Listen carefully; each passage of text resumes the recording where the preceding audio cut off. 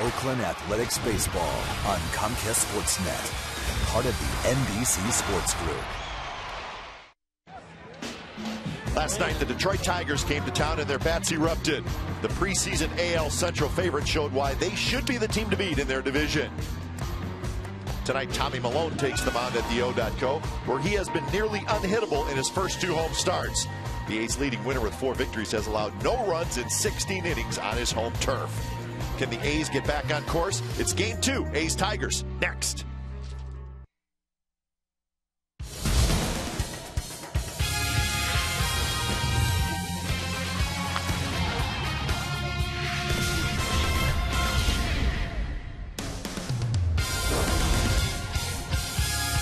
We got Friday night baseball from the East Bay. We're in Oakland at the O.K Coliseum. That's the giveaway tonight. The A's fleece blanket. We like it, and so do the fans. Nice crowd tonight gathering.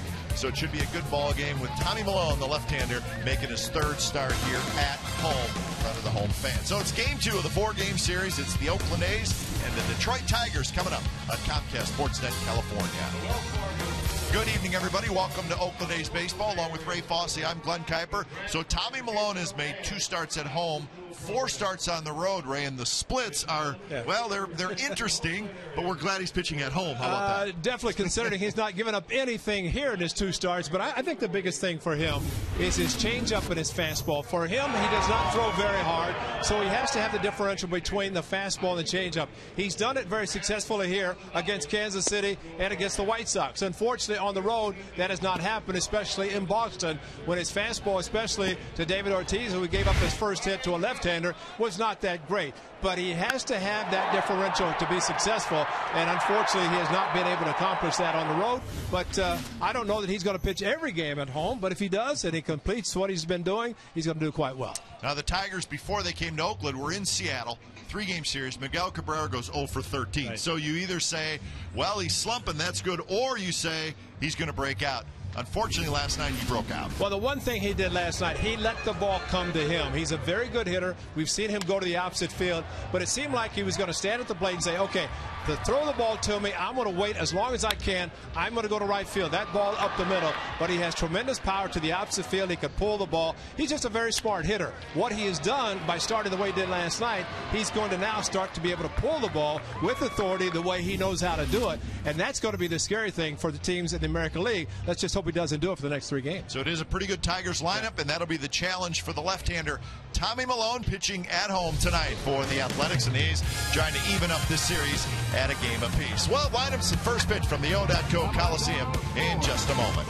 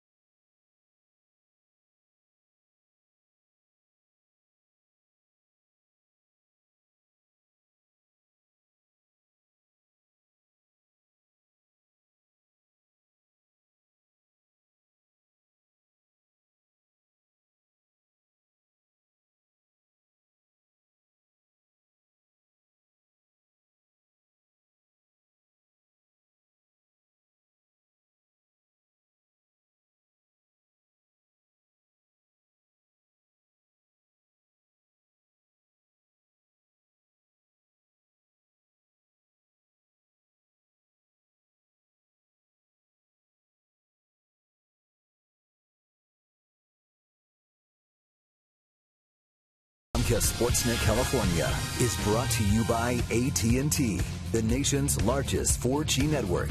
AT&T, rethink possible. And by Toyota. Check out the great deals at your local Toyota dealer today. Well, just moments ago, lineup card exchanged by the two managers, Carmel and Jim Leland. Since then, the A's have taken the field wearing the green tops tonight. Game time weather brought to you by the Santa Cruz Beach Boardwalk. The admission-free boardwalk is open this weekend, 65 degrees, and what it is tonight, it's pretty breezy.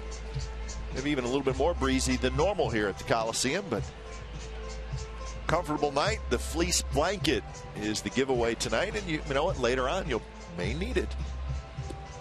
So here's the lineup for the Detroit Tigers tonight. Jackson, Dirks, Cabrera, Fielder, Young, Rayburn, Peralta, Laird, and Worth. You didn't say about our fleece blankets. We might need them too. We do. I agree. Tommy Malone won't need one tonight because he's pumped and ready to go. He's making 7th start on the season, and for the left-hander, 4-2 as we detailed. He has been very successful at home. He's done a very good job, and he hopes to continue that tonight against a team he's never faced. Defense for the Athletics has Smith at left, Cowgill, that's Colin Cowgill, just brought up in center, Reddick in right, Inge, Pennington, Weeks, Barton on the infield with Suzuki doing the catching. So Colin Cowgill back in the big leagues, and he gets a start tonight in center field. So Austin Jackson steps in. We're underway from the Coliseum. Tigers winning last night 10-6. It got ugly early, and then the A's battled back, and they made it somewhat interesting. But it was all said and done, the Tigers winning game 1 of the series, and it's 3-0 to Austin Jackson. Grand slam by Brandon Inge last night. He's been hitting grand slams like it's really not that big of a deal. He may be leading the club in RBIs in about 5 games. 3-1 pitch, lined, and it's fair. A shot headed for the left field corner. It's picked up by Smith, and Austin Jackson, well, last night he could not get it by Inge to start the game. Tonight he does. It's a double. Well, he stayed with the fastball, so Austin Jackson actually saw 5, including the one he just hammered inside the line in left field. So Tommy Malone falling behind 3-0. They threw the 3-0 fastball and hit the 3-1. There's the move the A's made today. Cowgill called up, and Andrew Kerrigan called up. Both brought back as they started the season with the Athletics, and Michael Taylor and Jim Miller sent back to Sacramento. These guys should be smiling. They're the big leagues. They should have a big smile on their face. Talked a little bit about that move in the A's pregame live part of our show. And Ray, you think a lot of it has to do with just Cowgill being a natural center fielder? I think that is the biggest thing until, you know, Cespedes can come back, and we hope sooner than later. But Cowgill is comfortable playing in the outfield, in center field, and of course Andrew Kerrigan takes over. Jim Miller 3 very good innings last night, so a little bit additional bullpen help. There's a shot towards center. Cowgill coming in, and did he catch it? No, he tracked it, and it's going to fall for a hit. There was a slight hesitation by Cowgill. That's that line drive right at the center fielder, and that's not an easy play. So Dirks with another hit. Well, that ball seemed like it was knuckling as well. So Austin Jackson held up a little bit, and it knuckled right at the end. And Cowgill looked like he caught it, but there's the short hop into his glove. But 2 hard hit balls, and now you got to face the real tough guys. Starts with Miguel Cabrera.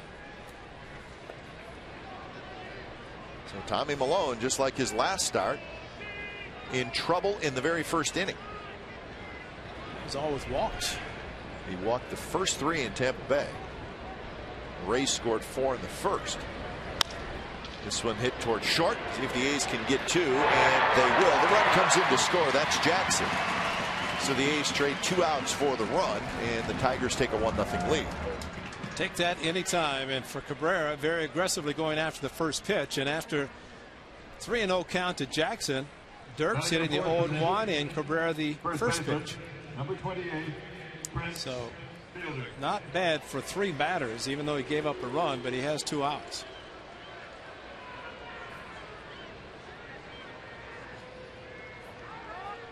First pitch to Prince Fielder, swing and a miss.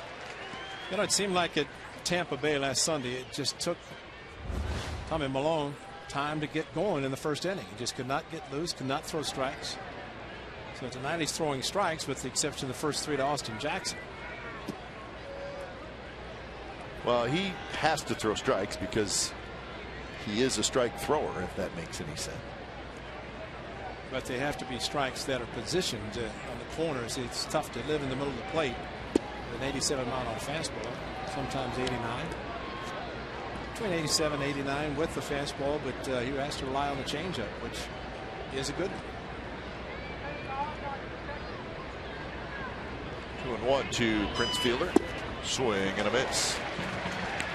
Sitting dead red and got the slider. And that's why you throw it, even though out of the strike zone. He was thinking for something inside half the plate as Fielder, and he never got it. And he got him. So Prince Fielder makes no contact. He strikes out. A run for the Tigers as we head to the bottom of the first.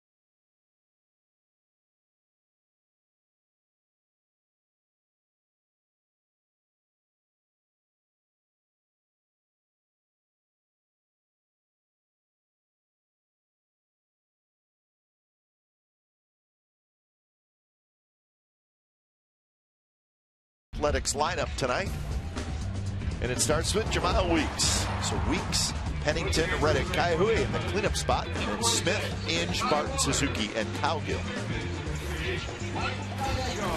And the right-hander, and he's a pretty good one.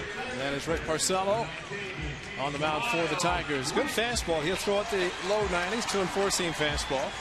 Curveball, slider, and change. We discussed last night how the young man came up very young age, and to the point they were monitoring his pitches and pitch counts, pitch innings, everything, to make sure they did not overwork him, overuse him. And now kind of a veteran. So Porcello's first pitch is called strike. Weeks thought it was high. Wow. It was over his head. So Weeks, Pennington, Reddick, the top 3 for the Athletics. It's taken care of by Worth. So Weeks is retired. Weeks is, I'm convinced he's not happy with that first strike that was called. So the defense for the Tigers: Dirks, Jackson, Rayburn in the outfield, Cabrera, Peralta, Worth, Fielder on the infield, with Gerald Lair getting the start tonight. Alex Avila gets the night off. And the umpires calling balls and strikes: Paul Schreiber, Tim Welke, Laz Diaz, Mike Everett, with Welke being the crew chief. Here's Pennington. First pitch strike. 212 with a homer and 6 RBIs for Pennington. was 0 for 3 last night. Showed you Porcello's numbers, and you saw the ERA, which is just a shade under 5, so that's fairly high. But he had a start this year where he gave up 8 earned runs in 1 inning. That'll hurt you. See if he can duplicate that tonight.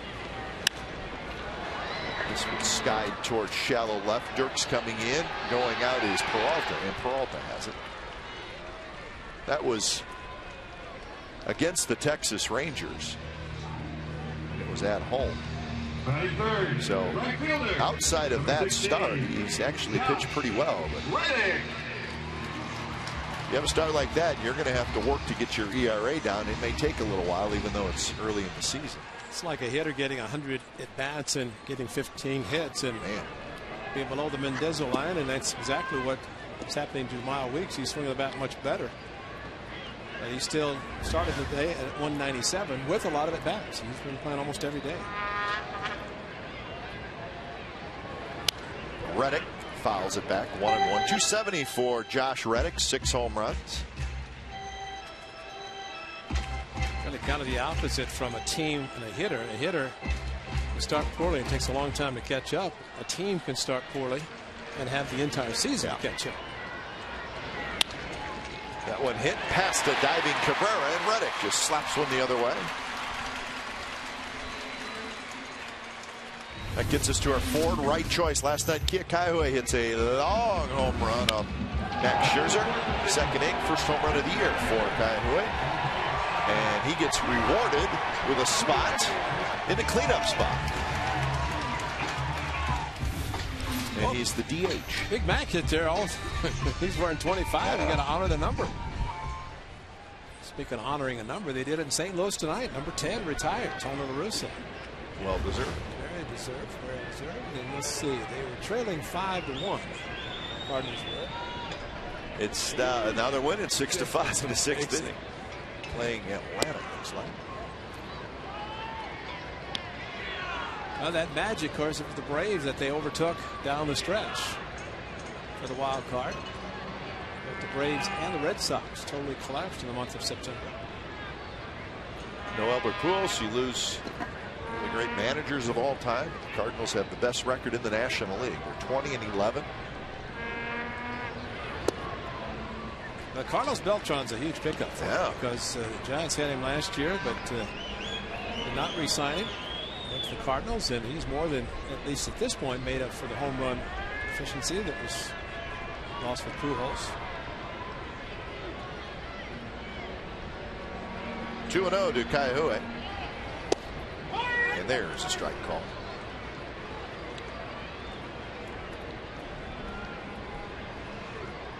The Rangers and the Angels, we talked about that big series coming up. Well, they played,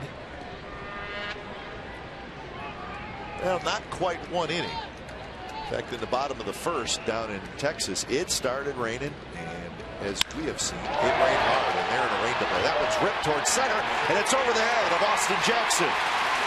Reddick digging around third. He will score. Kaiahue with a big turn. He scrambles back, and he's got an RBI double, and we're tied at 1. Boy, the A's caught a break because it hit the warning track, but then took an angle in which it did not bounce over or ground rule double. So Kaiahue gets the RBI. Otherwise, a ground rule double sends Reddick back to first, or just third. But as he did last night, Kaiahue, what a swing on a fastball. And watch this ball hit the wall, then carry him back over towards center field. And that kept it in the park. Fortunately for Josh Reddick, get on his horse and run, because you know he's going to be sent. Don't even look at Mike Gallego. And he's able to score with 2 outs from first base, and that quickly a tie game. So like they did last night with 2 outs, put them together. So here's Seth Smith, who takes low. So 7th RBI for Kaiahue, so he pays off early with the RBI double in the cleanup spot.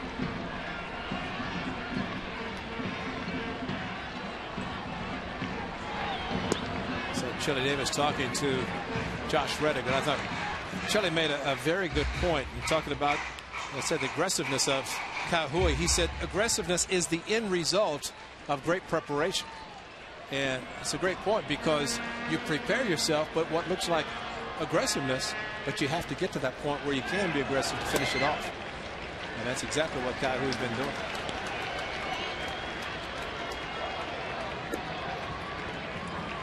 So 3-0 to Smith with Inge waiting in the on-deck circle. Porcello retired the first 2 hitters, and he did it quickly. 5 pitches, all strikes. He's never won here at the Coliseum. And that pitch is outside. Ball 4. Do I go? Do I stay? What are you going to do? Well, he didn't put up his right arm as Jim Leland watching as he did last night next to Gene Lamont. And Porcello, boy, had to be looking pretty good at that ball. If you call the first pitch a strike to Jamal Weeks and that's a ball, then somebody's in trouble. That was off the plate. Ball ran away, so Paul Schreiber had it nailed thanks to our Tommy Cam. I saw it on the. Oh, look at that shot. Big breaking ball in there for strike to Inge.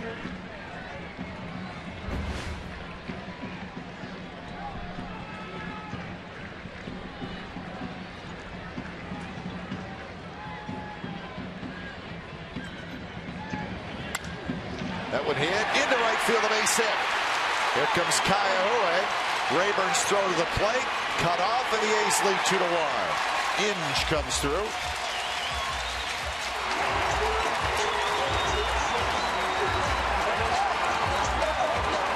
Nice to see Dallas Braden cheerleading on the bench, and Brandon Inge with a smile with Ty Waller coming through with a 2-out hit to right field again, as he did last night. Gerald Laird moved way outside, so Brandon Inge takes it perfectly to the opposite field. What a nice swing. Great extension by the right-hander. Well, that's a great swing. And he is producing with yet another run batted in. And Kai Hui, if you're sent, don't look back to see what the guy's doing. Just keep running. The throw was cut off. So here's Barton. So 4 straight runners have reached base. Single, double, walk, single. Barton takes low. Barton hitting in the 7th spot.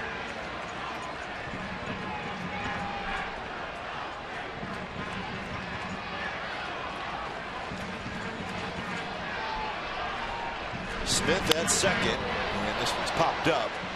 Prince Fielder coming into foul territory. Still coming in. He makes the catch right in front of his dugout. Who's going to stop the train? So a run on 3 hits, or 2 runs on 3 hits for the A's, and they lead 2-1 after 1.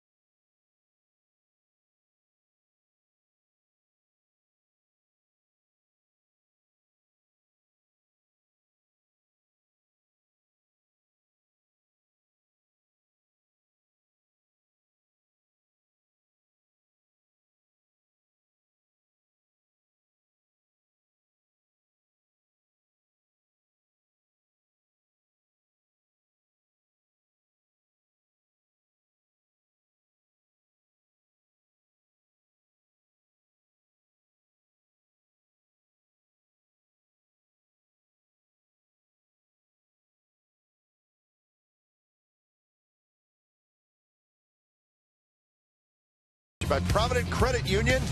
Provident Credit Union Super Reward Checking is better than free. They pay you. So the A's with a 2-spot in the bottom of the first as they answer the run by the Tigers in the top of the first. It's going to be Young, Rayburn, and Peralta for Detroit.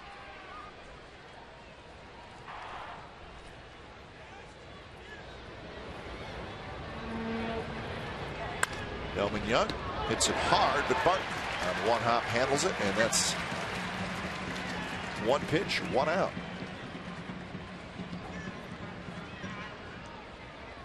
Huh. Batting in the 6th position, right fielder, number 25. First run scored in the first inning at home this year. Boy, that's pretty good. That means he's got a chance to score 2 every inning. Yep. 18-9, your final. That would be 16 because the A's wouldn't hit the ball. That's true.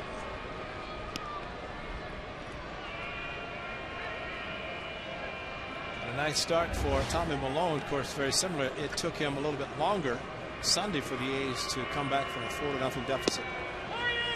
Tonight, they do it in the bottom half of the first inning. See if he can get an early shutdown inning in this game as he faces Ryan Rayburn.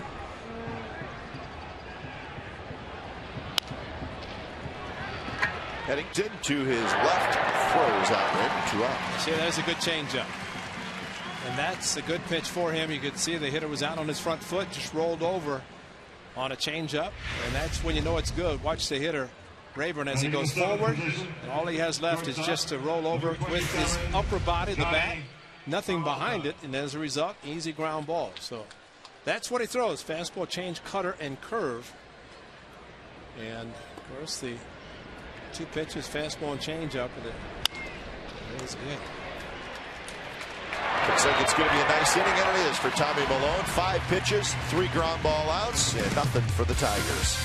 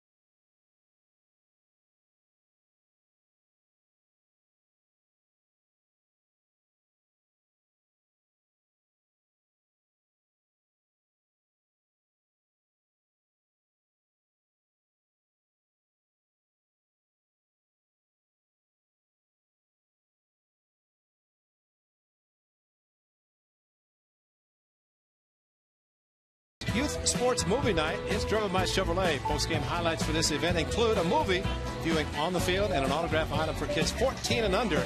In addition, all participants will receive a snack after the game. Well, that's going to be a good one. For more information, call 510-638-GO-A's or go to oaklandathletics.com/youth-sports. You must purchase a special ticket for this event to participate in the festivities. Now, remember, it's a 5:05 first pitch. Yep. It is not the typical 6:05 on Saturday or even a 1:05. It's 5:05. So you can come out, get your cap, have your fleece blanket from tonight, come tomorrow and watch a movie. And we know what the movie is, and it's a good one. It's a good one. We'll stick around just to watch it, huh? For a little while. forever.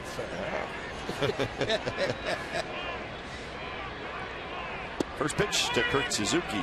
Sinker in first strike. Suzuki, Cowgill, and Weeks for the Athletics.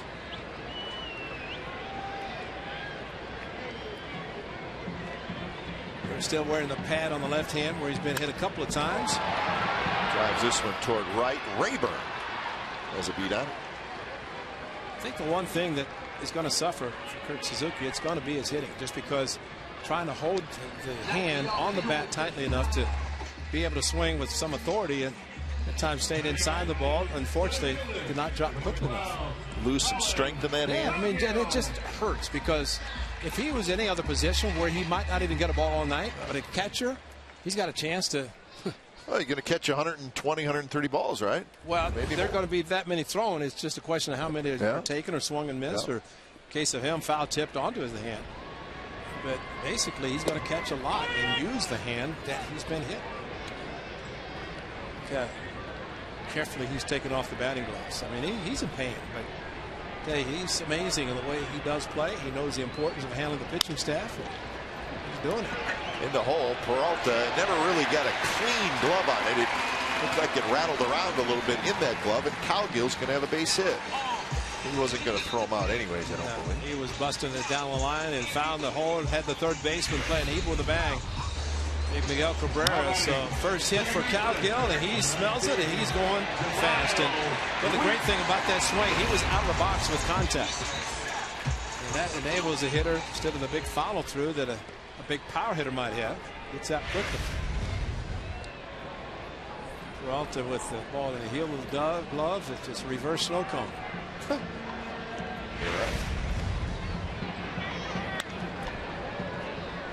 So Weeks steps in. He grounded out in the first inning.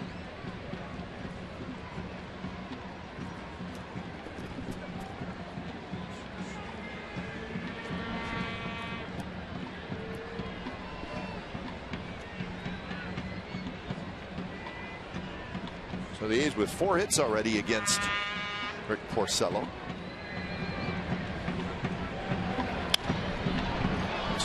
Fouled on the left field line. Now, we were talking briefly about that game in Arlington, which is now, they are back playing again in the bottom of the first. The teams played the top of the first, and then in the bottom of the first, the Rangers loaded the bases, and then it just started dumping rain, so they stopped the game for quite a while. And now they are back playing again, and Texas has scored 3 times in the bottom of the first. Shallow left, Dirks coming in, and Dirks calls off Peralta. He's got it. But it looks like, we know C.J. Wilson started that game for the Angels, so he must have faced 3 hitters. 22 pitches, a third of an inning. So a third of an inning, and rain delay, and he's done. The third of an inning, he struck out in Kinsler to start the game. I was watching. And then the next 3 guys must have got on base. And then it started to rain. Because Jerome Williams is now pitching in what is the bottom of the first in that game. So C.J. Wilson did not go back out after the rain delay. And unfortunately for C.J. Wilson, with now the Rangers leading 4-0, it's his game. Those are his runs, or at least the 3, and he's the pitcher of record. And there goes the 3, changed to 4. Darvish is the starting pitcher for Texas, so he got through the first inning, and it looks like he is going to stay in the game. 4 runs. That's true. Leave me in, coach. I'm not going anywhere. So we'll keep a close eye on that one. As Ray said, now 4-0 Texas with 2 outs in the bottom of the first down in Arlington.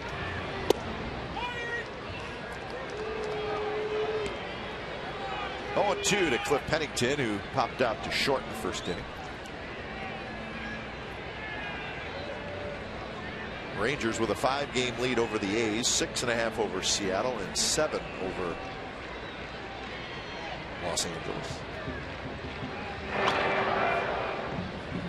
A's come in with a 16-16 record tonight. They are 7-9 at home, and they are 9-7 on the road.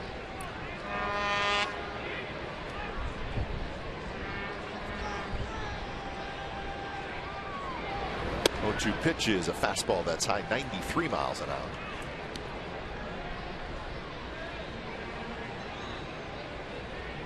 Well, that's something that you would not normally see, a record of 2 games under 500 at home, but playing very well on the road so far this young season.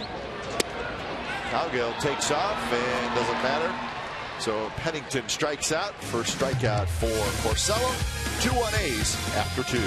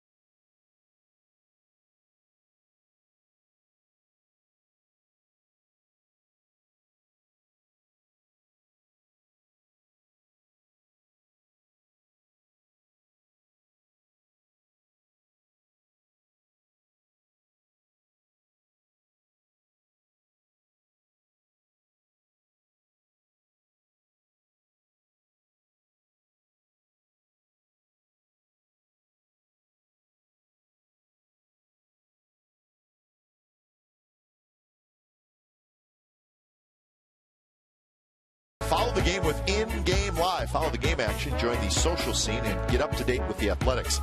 Athletics In-Game Live, only CSNCalifornia.com, your interactive mobile leader for A's baseball all season long.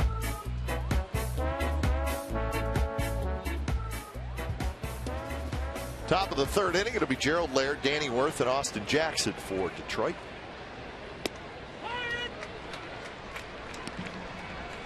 So Laird getting a start tonight. Back in Detroit. Yeah. Alex Avila's going to do the majority of the catching. That one off the glove of Inge as he went for the backhand. And Laird will be aboard. We'll see what they rule that.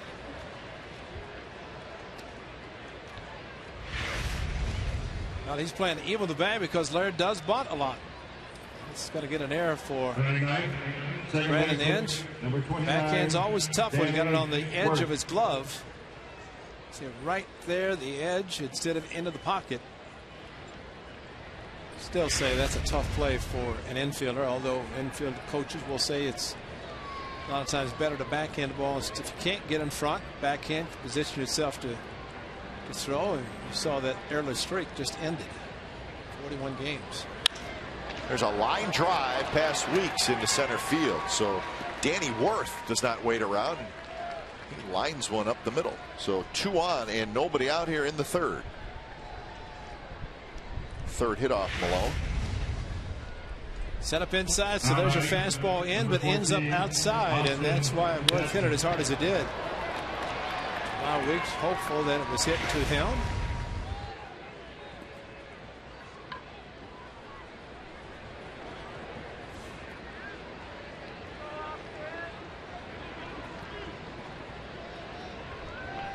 So Jackson, top of the order, steps in. He doubled and scored in the first.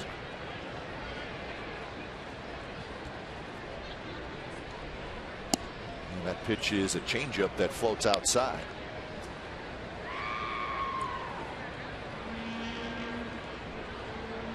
.328 for Austin Jackson. Very good on base percentage, nearly 400. The Tigers have to be thrilled about those numbers.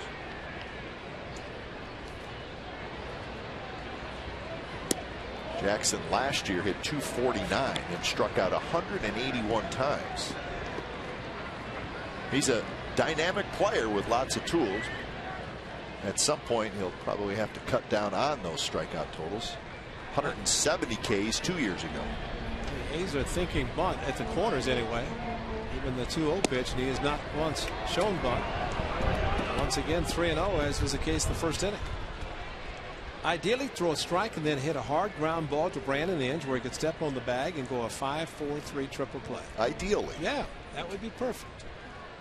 He's backing up a little bit off the bag now, not expecting any bunt.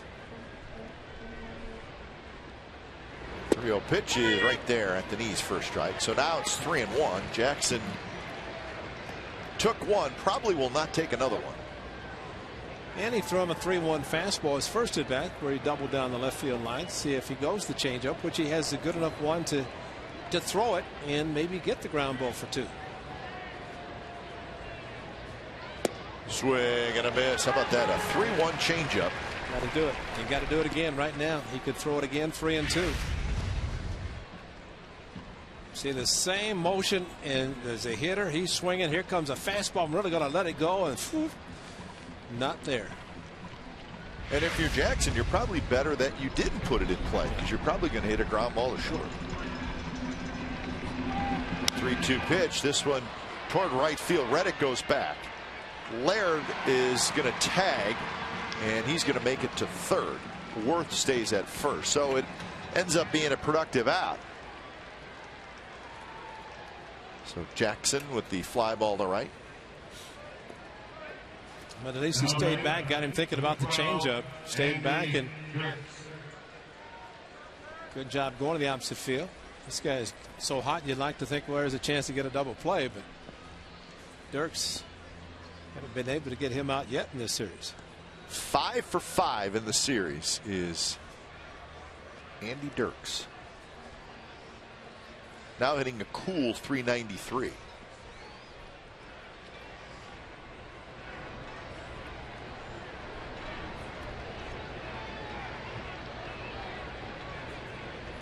And Dirks watches the breaking ball drop down and away.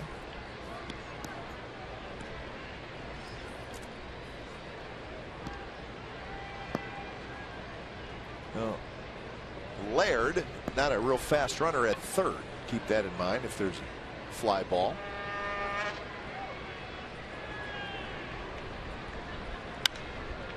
This one's popped up, and it's going to be on the infield. Inge right near the bag. He's got it. 2 outs.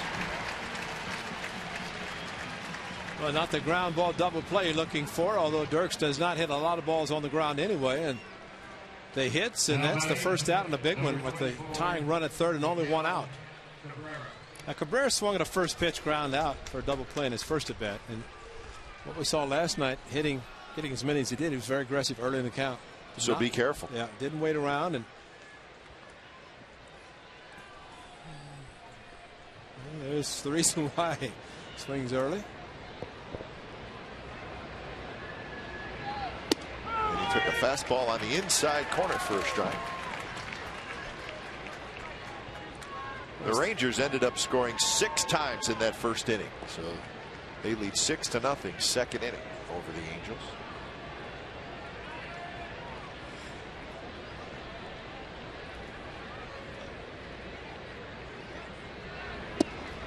Malone tries the fastball in again. I think of Derek Jeter, one of the best in the league inside out, hitting a lot of balls from right field, although a different type of hitter. He would hit home runs as he did for his 3,000 hit, but Miguel Cabrera goes opposite field with definite power.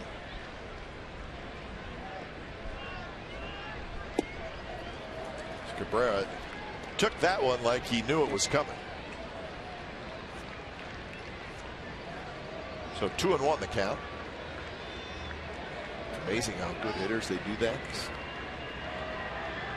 Yep. Stand there and watch it go by. And he could be sitting on a certain pitch. He took the change up maybe because he wasn't looking for it. Another one now. And he shoots it to right field for a base hit. Wow, that's good hitting. Yes, it is. Man, oh man. changeup, and he hit it to right field. So this game's tied. Well, not a bad pitch, and he no strike, and that says a lot right there. Watch the front foot just rolls, a little toe turn, stayed on it to right field. So it would have been better for Dirks to hit a double play ground ball, not have to face that. Yeah. So 26th RBI for Cabrera. His 4th in this series, and here's Prince Fielder.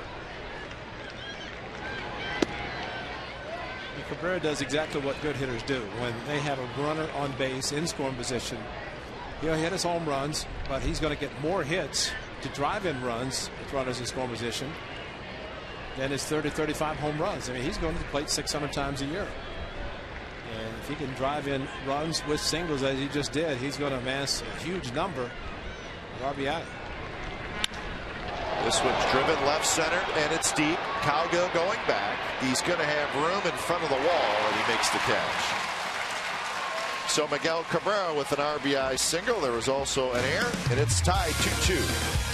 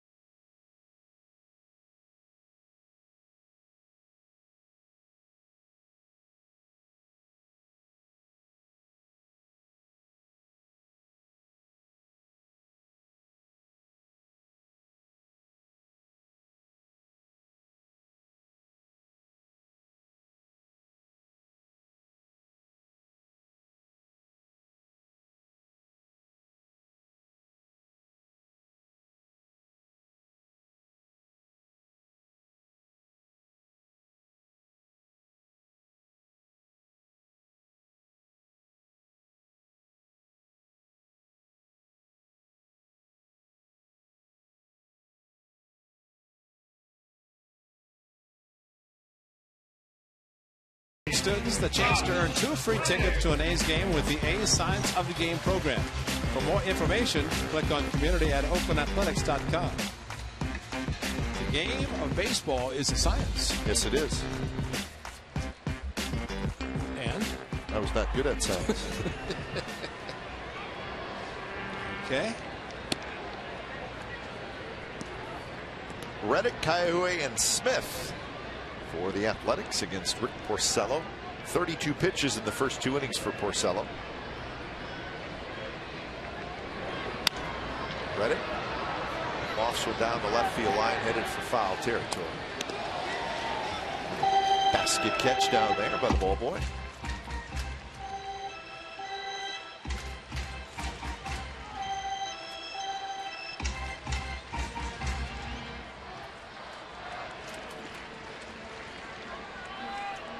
So 1-1 the count. Reddick had a base hit in that first inning. Base hit to left field. And that started the 2-out, 2-run rally in the first for the A's.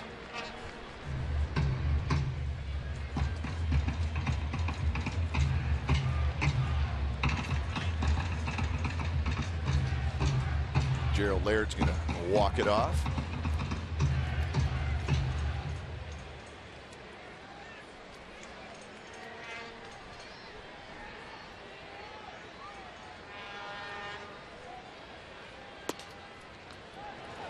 So kind of a strange night for Reddick last night. He had some good moments. He was 2 for 5 at a triple. He also struck out 3 times. Center field was not a normal place last night. It was normal, just not for him. Baseball's doing weird things.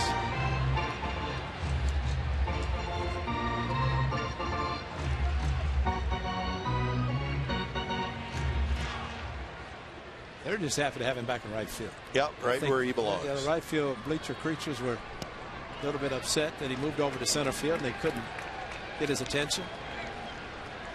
Can't have the WWF belt in center field. There's just, unless you have a suite.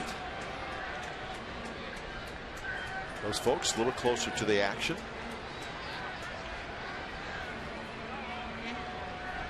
Three-two pitches ripped right center field, and that baby is gone.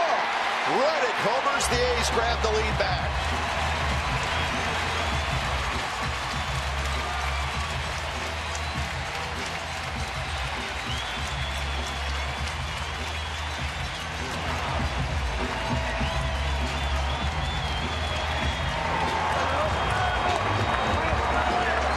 So a 3-2 pitch dropped right into the hit me zone for Reddick.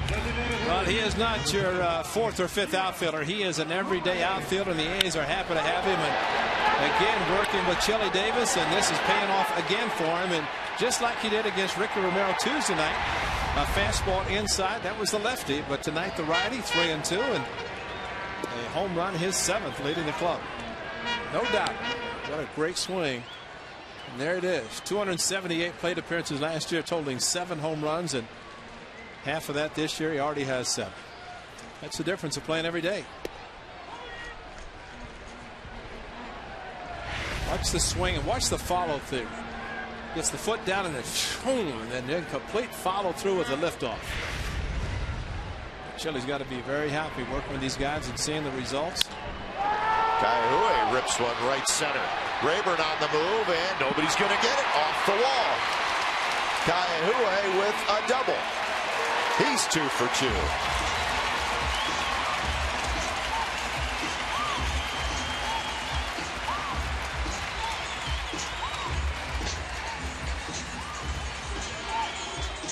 So that is 6 hits by the Athletics.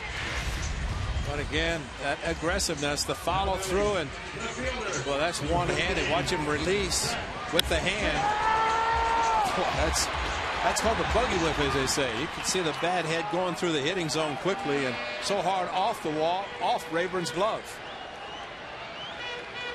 Man, that's a good swing. Great follow through, and the end result, great. Double left center, double right center. First pitch to Smith, check swing roller, but it's foul.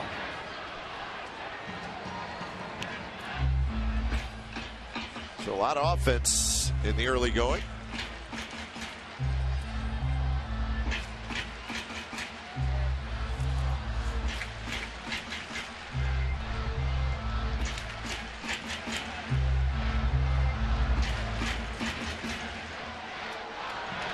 Smith walked in the first inning. Brandon Inge in the on-deck circle. That one down the left field line, and it is going to be a fair ball. And it's going to be an RBI double. Kaihui comes in to score. Smith gets to second, and it's 4-2.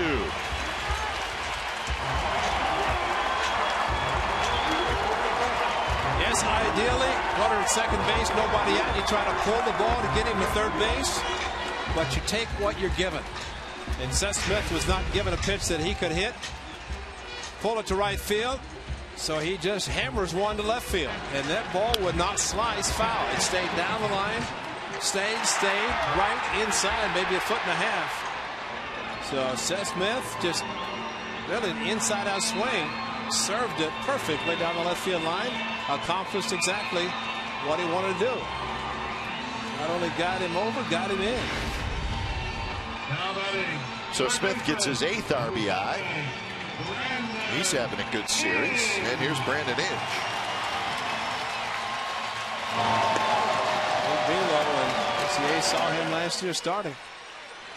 So in the bullpen, at least active bullpen, very quickly for the Tigers. Still nobody out, and Inge takes a fastball for a strike in the inside corner.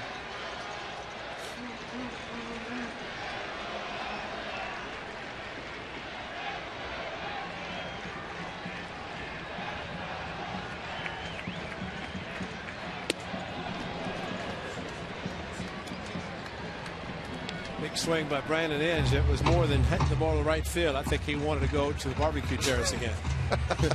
That swing. It's funny, he muscled up on that swing and missed it completely. He has been nice and easy and smooth with the home runs that have had good results. That one hit toward third. Cabrera has it. Inge is retired. Smith stays at second base. So that's one out here in the third. Down in Arlington, Josh Hamilton homered again. He's now got 16 home runs, and the Rangers lead 7-0.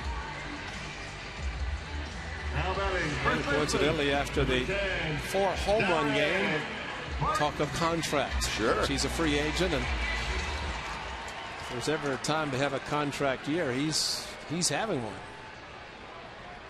Nolan Ryan and the Rangers getting inundated with questions about, are you going to sign? That's not going to stop. He's got 16 home runs by himself. The San Diego Padres as a team, 13.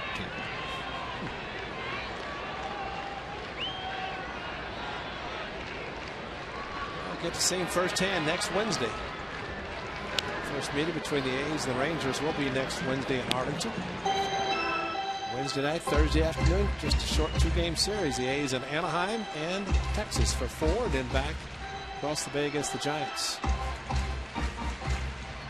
He's going to be a little tired by then. He may need a day off. Be a day game after a night game. Maybe he'll just take both games off. Who knows? 1-2 now to Derek Barton. The scary thing, if the Rangers play as well the next 2 as they're doing tonight, where the Angels will be following the 3-game series in the standings. And yes, it's just mid-May, but a double-digit deficit. That's not easy. Still got to make up the games. Right. And tonight, this could be the one night for the Rangers, and who knows what will happen the next 2. There's 2 games between the Rangers and the Angels. But I would have to say, rain and all, the place is jumping sold out. 2-2 to Barton. He takes it, drops low, 3-2. Kurt Suzuki will be next. A homer and a pair of doubles, and the A's have scored twice here in the bottom of the third.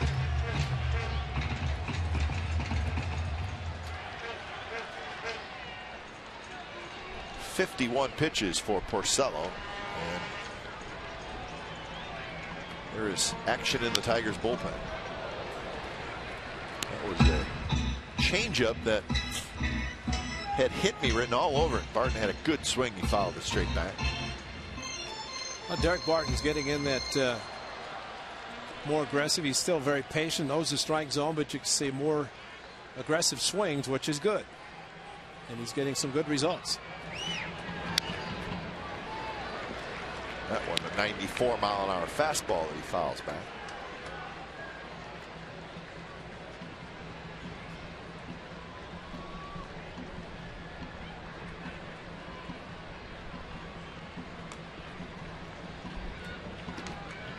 .22 this inning. It probably feels like more for him. And that one is called strike 3.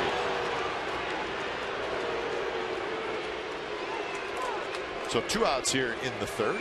Well, now in its 6th season, the Comcast Sportsnet All-Star Teacher Program recognizes Bay Area teachers that make a difference. Visit csncalifornia.com and vote for the 2012 All-Star Teacher. Check out the finalist bios and video features. The winning teacher receives $20,000 for his or her school. But what if they're their own school? What if they have their own charter school that they get the 20 grand themselves if it's its own school? I don't know. A question that you will find the answer for. No, it's to the school, and that's a good call. So it works out nicely.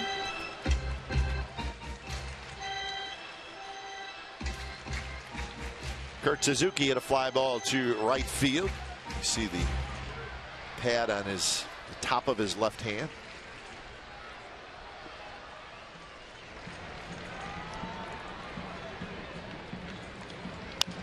This one chopped. Cabrera ranging far to his left, throws all the way. So that'll do it. But the A's get a home run from Reddick. They get an RBI double from Smith. And that's a 2-spot for the Athletics. And they lead it.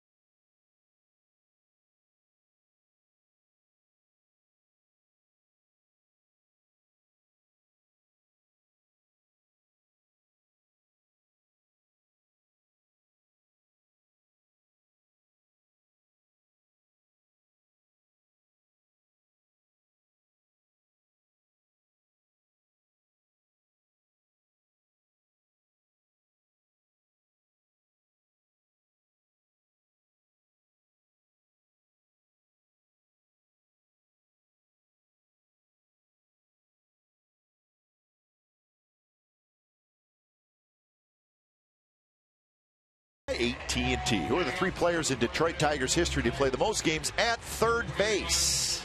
Third base. Maybe Brandon Inge is on that list.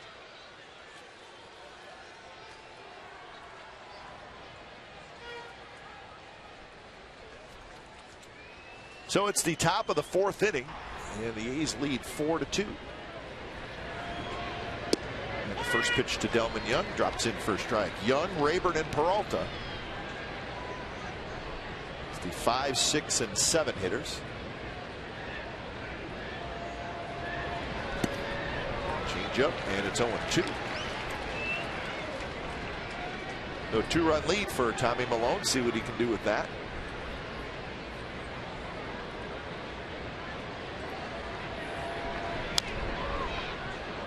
Stays right with the changeup. It's rolled foul.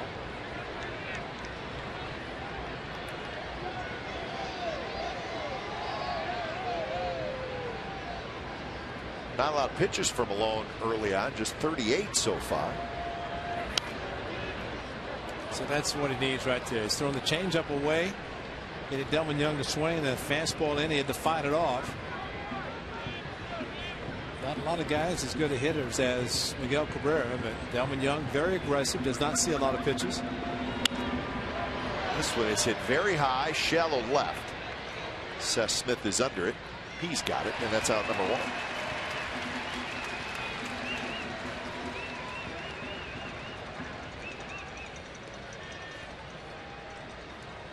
So that'll bring up Rayburn. Number 25, Ryan Rayburn. Rayburn, a ground out victim in the 2nd inning. That was a 3-up, 3-down inning for Malone.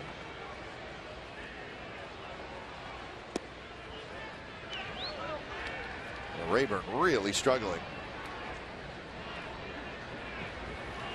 with the 0 for 1 tonight, hitting .133. He's 3 for his last 32. You look at Brandon Inge, who was waived by the Tigers. Essentially, you have the same player, Rayburn and Inge. Guys can play all different positions. Brandon Inge probably, well, we know he has more power. Rayburn has shown some power against the Athletics in his career. But second base last night, right field tonight, played left field late last night. But I think the A's have to be very fortunate that Brandon Inge became available. And he was willing to sign with the Athletics and be a fixture at third base.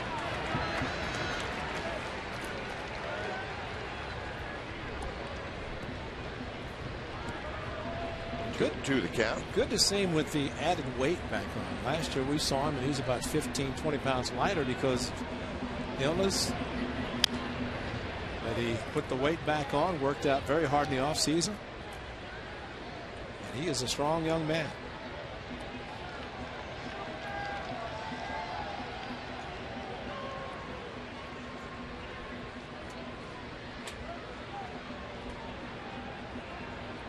So another 2-2 to Rayburn. Pennington in the hole, shows off his arm, and they got it. Wow.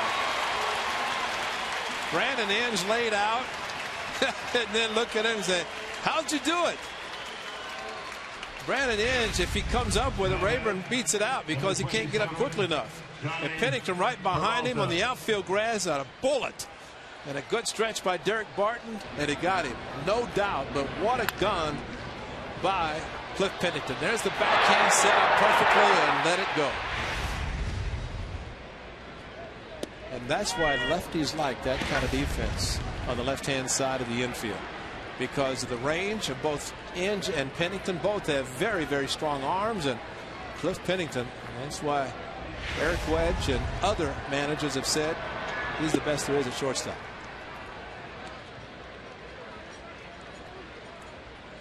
So 1-1 the count to Peralta.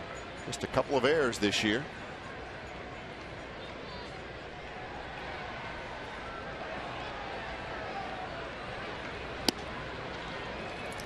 Peralta had the night off last night.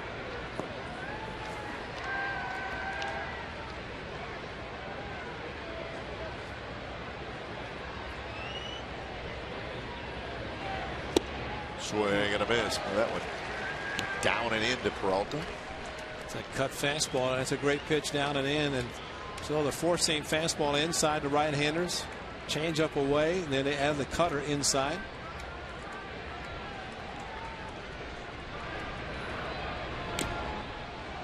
And that some kind of foul ball. Peralta kind of a half swing, and he was able to just get a piece of it.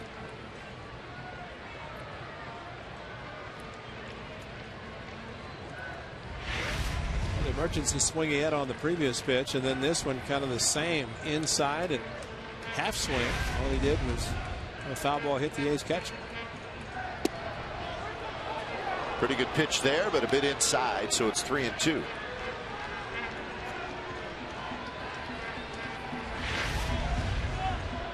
Paul Schreiber sees it right down, shoot left shoulder, and see if he goes change up.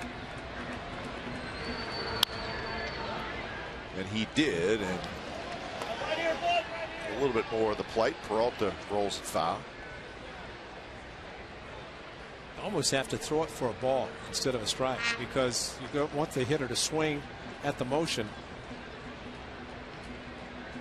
And a lot of times you want it to be down low, maybe even out of the strike zone. So Peralta keeps hanging in there.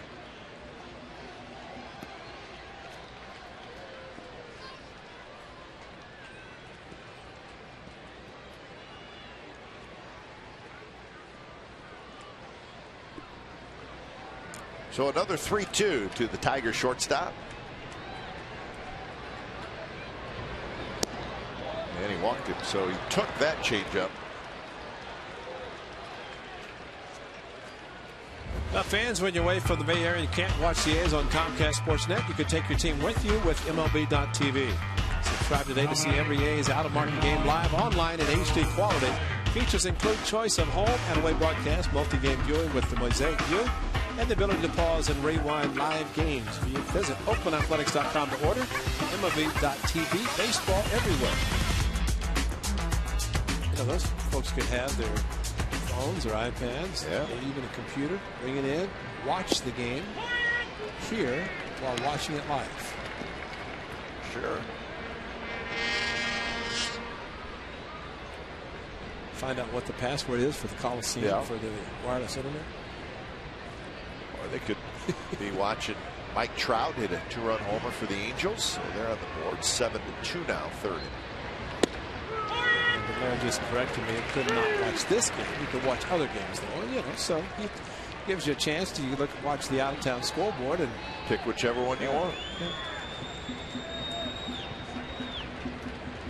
0-2 to Gerald Laird.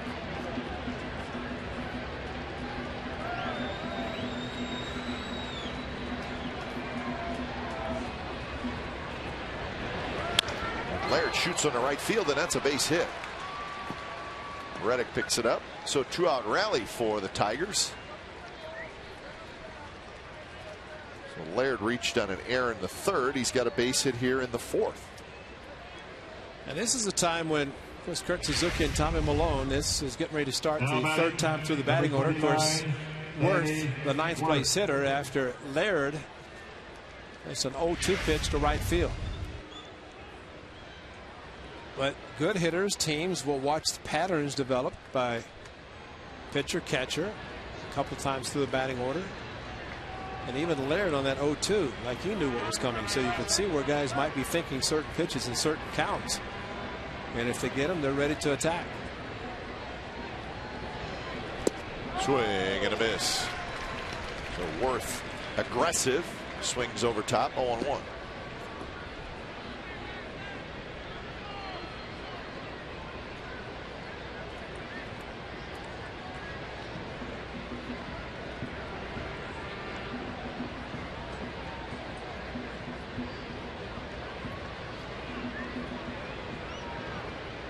So the hit by Laird, the fifth hit for Detroit.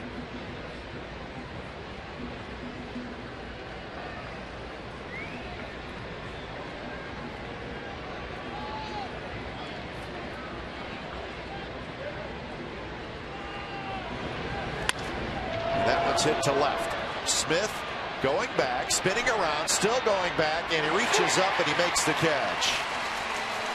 So Smith had it all the way, and the Tigers strand a pair in the top of the fourth.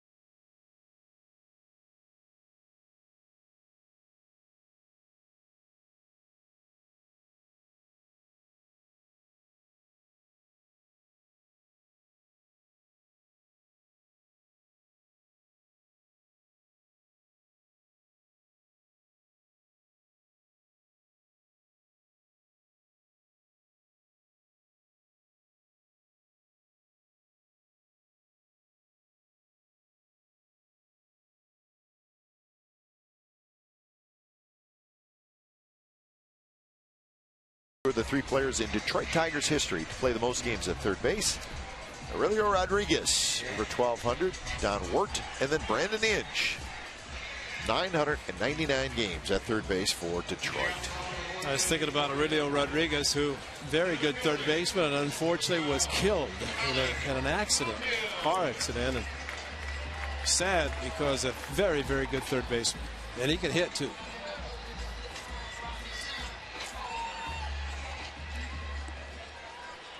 A gust of wind just blew everything out of the booth. You didn't lose anything, did you? Oh no. All right. Teabag. I'm upset. Jason's good about that. First pitch to Colin Cowgill is outside. Cowgill had an infield hit in the second inning.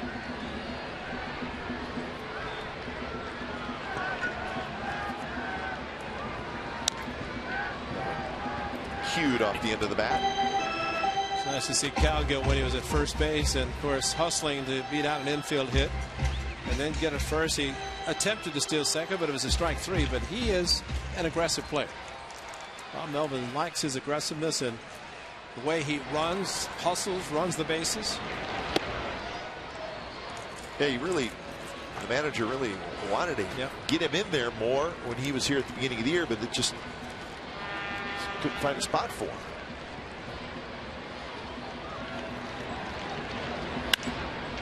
Shoots that one to the right side. Worth has it, the second baseman, and that's out number one.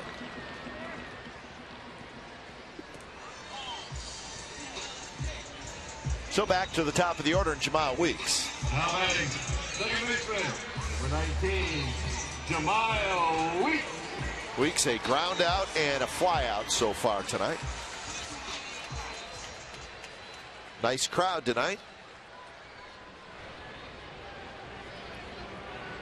Josh from Ticketoff just said it around 27,000 tonight. That's a good Friday night crowd.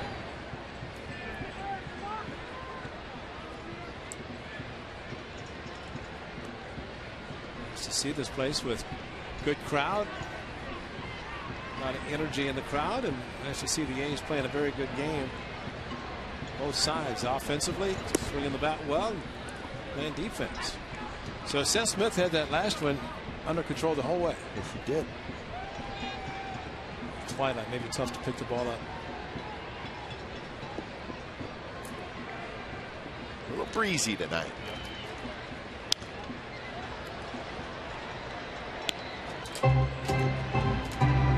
Don't forget about Authentic Fan Friday up above us in the value deck. That's the giveaway tonight, the trucker hats, which we like. There's the blanket. Weeks just fouled. So that group right above us, and I'm sure they're having a good time. Trucker hat and a blanket, huh? Yeah.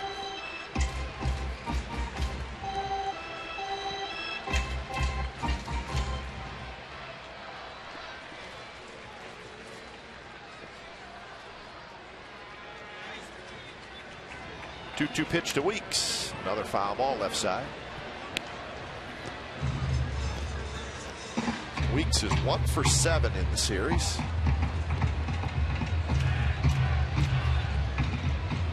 Trying to get rolling.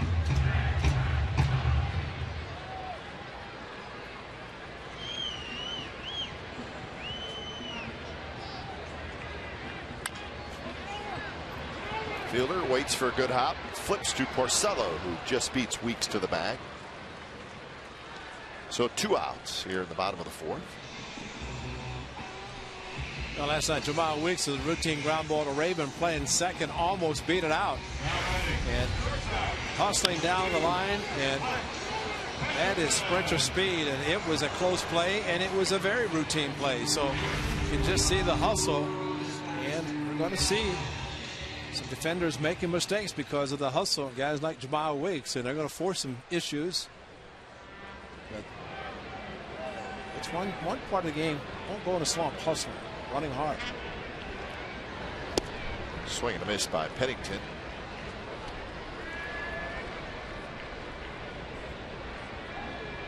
Pop out to short, and a strikeout swinging by Pennington.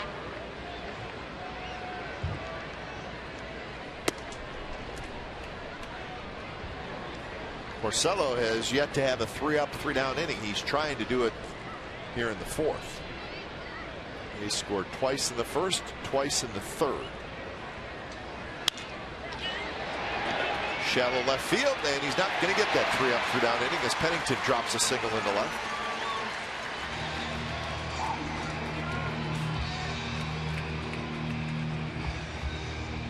So Cowgill running with a couple of strikes. See if Pennington steals second or tries to. Stayed on a two-seam fastball nicely. Watch the ball just tail away from him. That is excellent swing. That's one that Chili Davis will look at and compliment Cliff Pennington on a nice swing.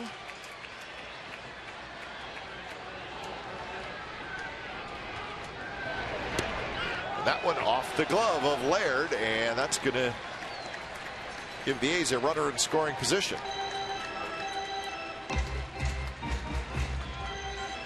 Something didn't look right there from Laird's perspective. He had to be thinking something else because he just casually put his glove up and they didn't see it. Wow. The screen hitter's eye background. Is that a miscatch? Fastball. The 1-0 to Reddick, who takes inside. Good night for Reddick, a single and a homer. He has scored twice.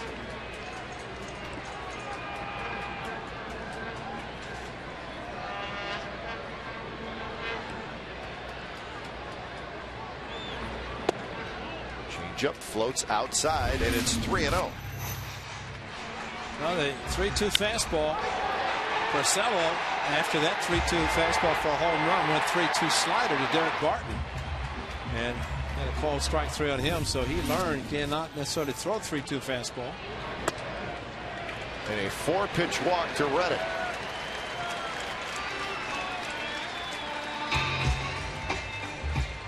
So that's the second walk issued by Porcello. He has also struck out 2, and he just has not been sharp really at any point in this game. Well, the first inning, it gets the first 2 outs, 5 pitches, and the A's score 2 runs on 3 hits.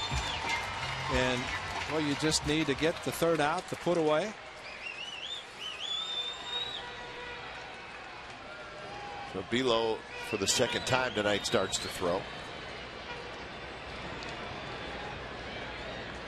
First pitch to Kaiahue is in first strike. Kaiahue, 2 doubles, an RBI, and 2 runs scored. So he's doing his thing out of the cleanup spot tonight.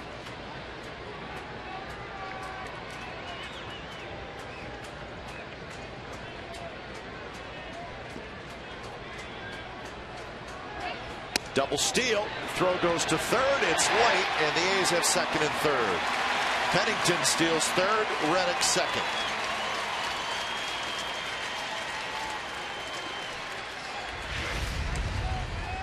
Nobody holding, of course, Pennington at second, and Gerald Laird at the third baseman Cabrera covering on the move. So he threw to the bag, which is a good play from Laird's standpoint, but not enough time as Pennington had a huge jump. So now a big at bat. 1-1 the count to Kaiahue.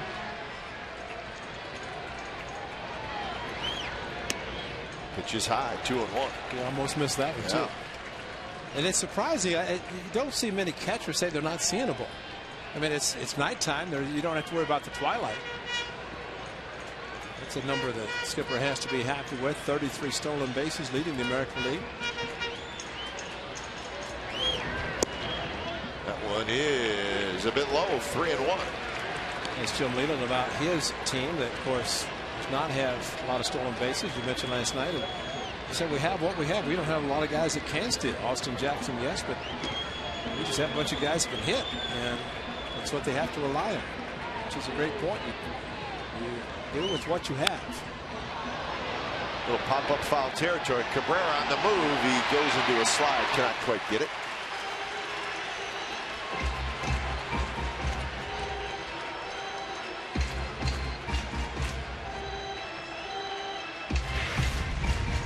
Once he goes into the slide, there's no way he's going to catch it.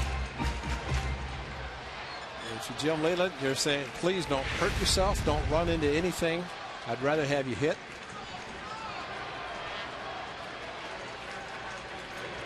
So a full count. Swing and a miss on fastball. So the A's strand a pair, do not score. We're headed to the 5th inning. It's the A's 4, the Tigers 2.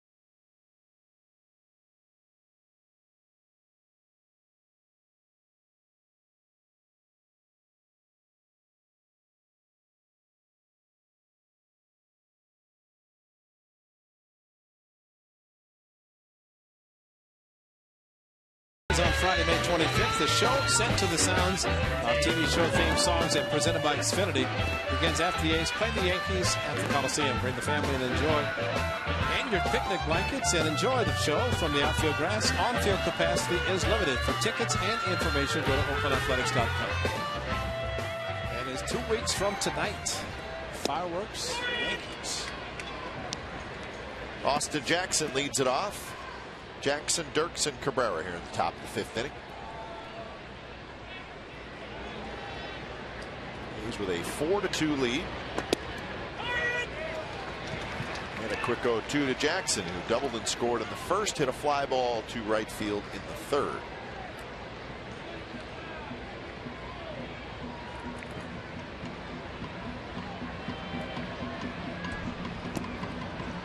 Amazing how when you have two guys in your lineup like Cabrera and Fielder and you know that they're coming up, how important guys like Jackson become, how important it is to get them out.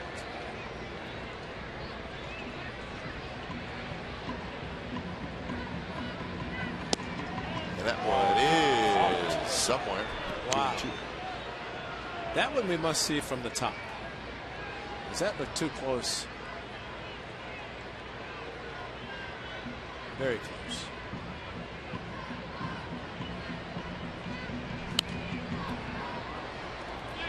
Well, this is what we're saying. See how Paul Schreiber. Oh my. That's not true.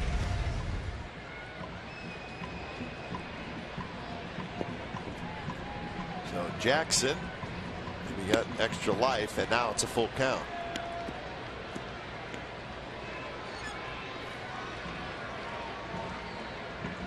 Oh, 2 to 3-2, and he started the first two at bats 3-0.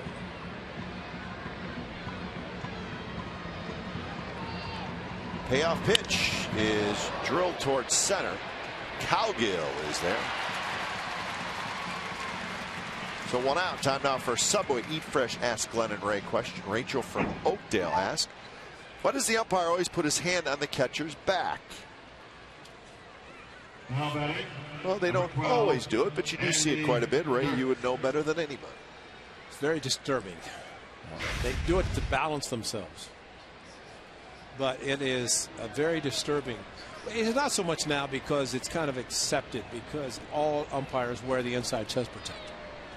Now, if you can imagine years ago when the American League umpires used the balloon chest protector, stood up taller and stood behind the catcher farther, they didn't even come close. But with the inside chest protector, they get down, some on one knee. Paul Schreiber just puts both hands on his knees, so he balances himself that way. But I remember catching the World Series for the first time with a National League umpire, and a runner at second took off for third, and he grabbed my shoulder, and I stopped. Thanks a lot. And he apologized to me. And he said, I forgot to tell you, but I'm going to put my hand on your shoulder. And as I came up, I didn't know he was going to be doing it, and it was distracting. But I think it's a lot of a balance, because the umpires, they want to get as low as they can, and that's why the umpires now with the inside chest protector, it's underneath the jersey, the shirt, they're more low ball umpires. At the time, it was National League with the inside chest protectors were low ball umpires. American League with the balloon chest protector, high ball umpires. High strike.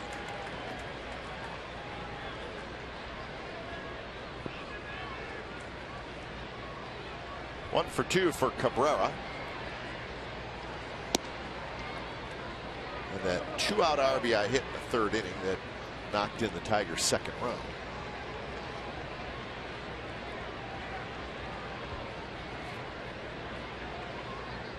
Cabrera now with 26 RBIs. It's funny you talk so much about this guy, and terrific power hitter, but he won the American League batting title last year. Almost gets overlooked.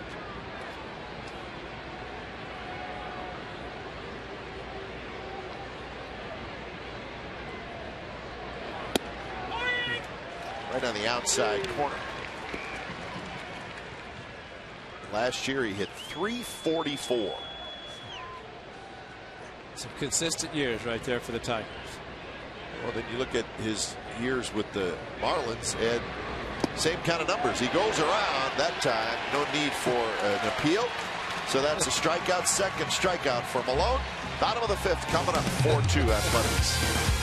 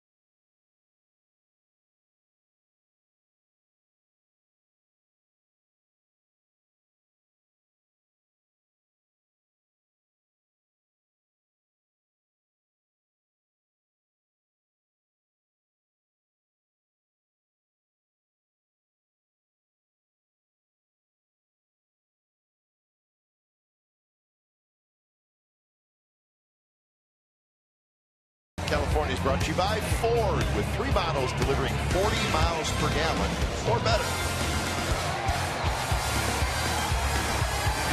It's the bottom of the fifth inning. The A's with a 4-2 lead over the Tigers. He's trying to even up this series at a game apiece.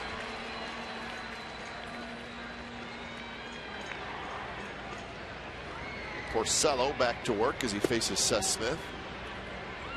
Smith has had a good night. A walk in the first, an RBI double in the third. Last night, Smith was 2 for 2 with a couple of walks. So that tells you that Tigers have yet to retire Seth Smith in this series.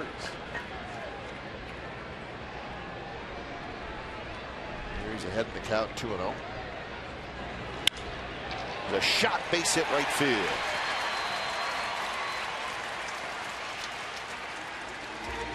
So Seth Smith is now a hot hitter. Here's our true story brought to you by McDonald's. May 15th of 2009, Ryan Rayburn, former Tiger Brandon Inch hit a grand slam apiece against the A's. First time since June of 1968 the Tigers have had 2 grand slams in a game. Jim Northrup did it by himself, and he did it against the Athletics. That was May 15th, 2009 in Detroit. I didn't want to remind and remember that game, but I do remember, and it was ugly. Ugly.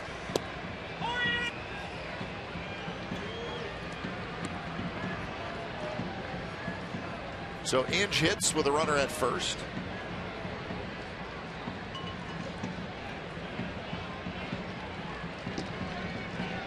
A's now with 9 hits in the game.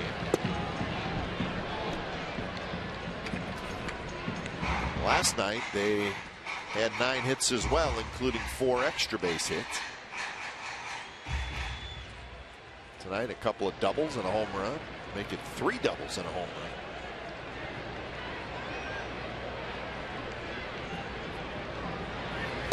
Swing and a miss, big overhand curveball.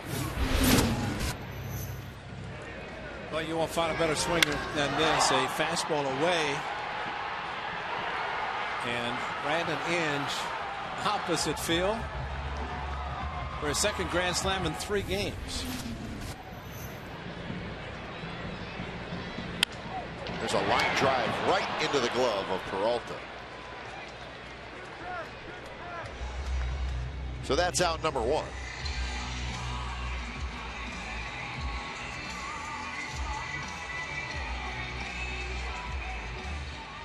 And Barton will hit. The Rangers are leading the Angels 9-2 in the bottom of the 4th inning.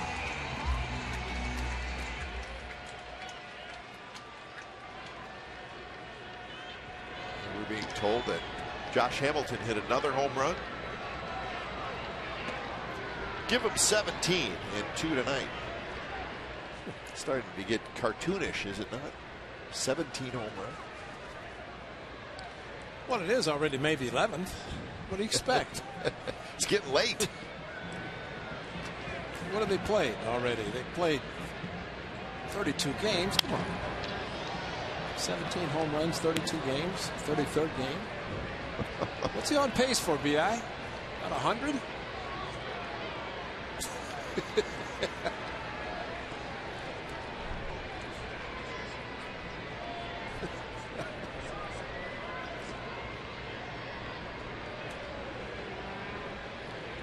So 0-1 to Barton.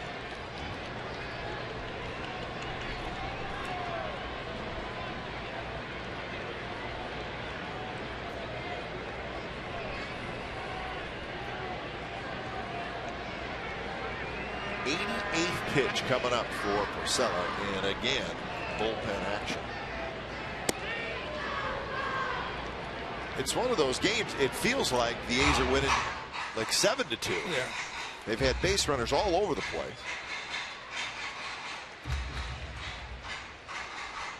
They've stranded 6 in the first 4 innings, have the Athletics.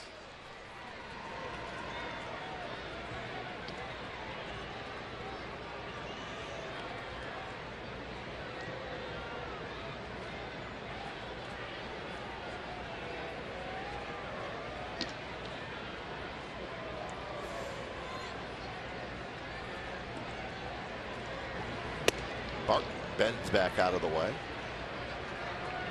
So both those home runs hit by Hamilton tonight against Jerome Williams, who from the looks of it is kind of taking one for the team. And he probably wasn't planning on taking one for the team tonight. Well, C.J. Wilson was planning to go a little bit deeper than the first.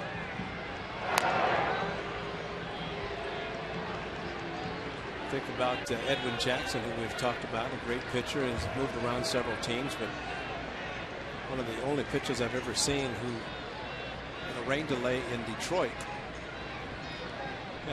he might have been pitching that game that Anderson gave up for slams. Yeah, maybe right. Runner going. The ball's lofted toward left center.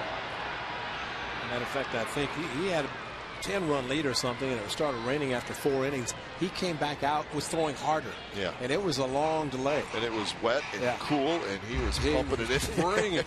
So, wait a minute. Normal guys would not even come back out. 10-run lead, I'll come out and pitch a couple of innings, and he was brilliant. Those are rare, though. I think tonight, the rain delay. And what was the rain delay? You have it, BI, in Arlington? They've got to have some stat on the rain delay in Arlington, because that would have determined. I guess Yu Darvish came back out. He did. He said, I'm coming back. Didn't. Darvish had the lead. So here's Suzuki, who's 0 for 2.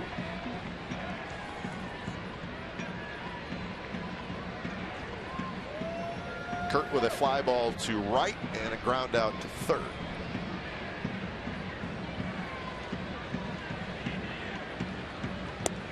Big overhand curveball, 2-0.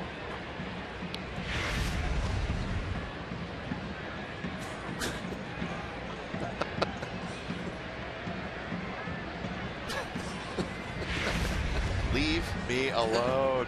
Cespedes upset because he's not playing.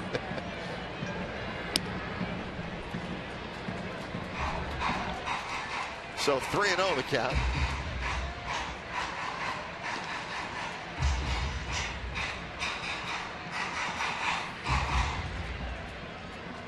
That's Cowgill, who's hoping to get a chance here in the 5th.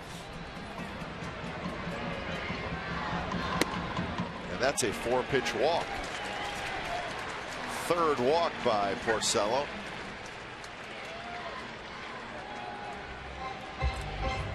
So Jim Leland's trying to think, what should I do?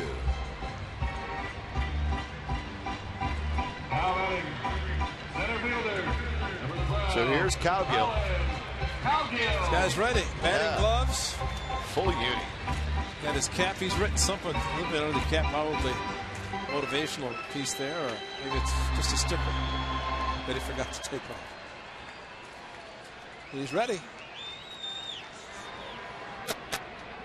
So Smith at second, Suzuki at first. Cowgill the hitter. He's 1 for 2. First pitch in first stride.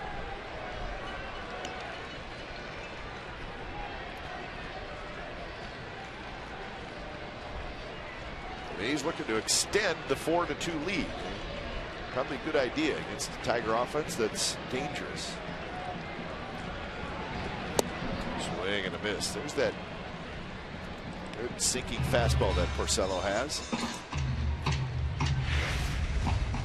Very upright with his approach, and then the pitch down and swinging right over the good two-seam fastball.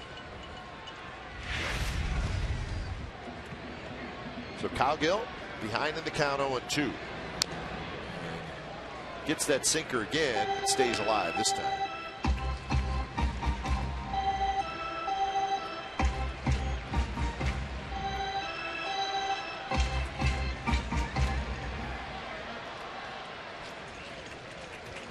A's have had base runners in every inning. It's blocked by Laird.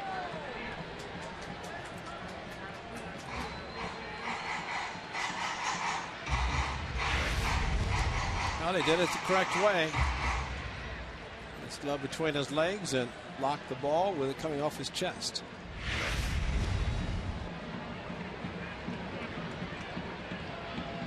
Cowgill waits, and the pitch, and he just got a piece of that big overhand curve.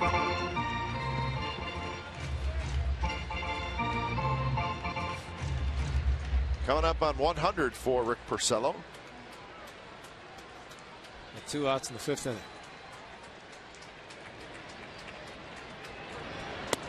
And Cowgill chases the high fastball. So the A's do not score. They strand a pair. We're on to the 6th inning. 4-2 Athletics.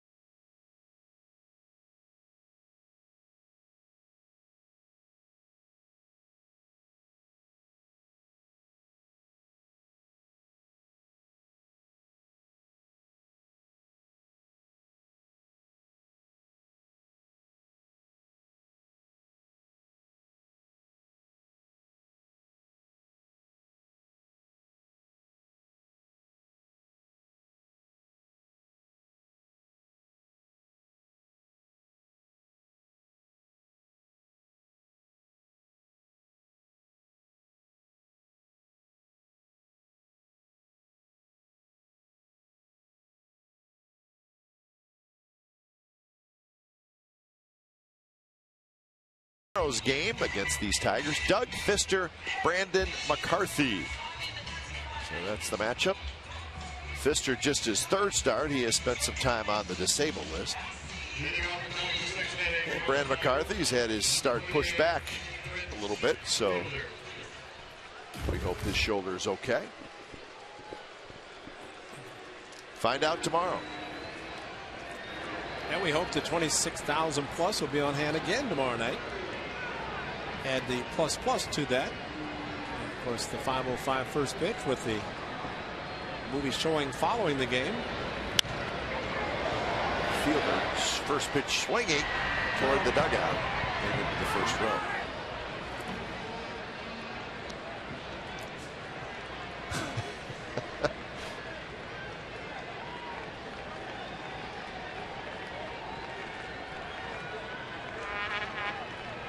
It's not that cold, is it, for the fleece blanket? Doesn't feel like it.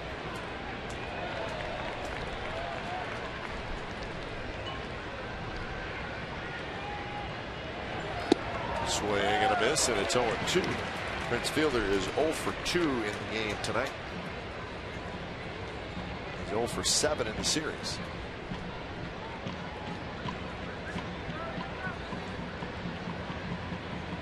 Breaking ball, and he struck him out second time.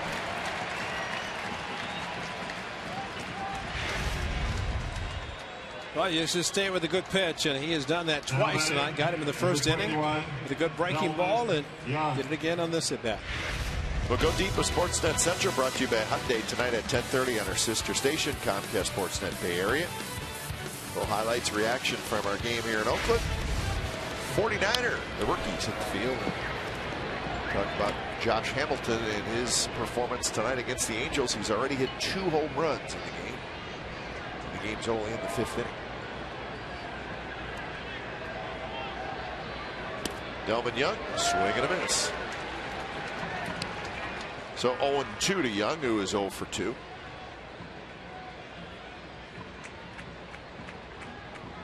Two for 7 in the series. Swing and a miss, and a pitch in the dirt.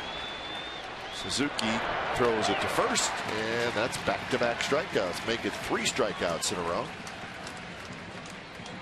It's just almost like slow pitch softball with a swing by Delvin Young on that at bat. He just waited and waited, and as the ball went to the dirt, he just tried to lift it and hit the ball that bounced in front of him. So 6 in a row retired by Tommy Malone. Oh, why didn't they call him out? He stepped on the ball. Kicked the ball away. That one toward right center field.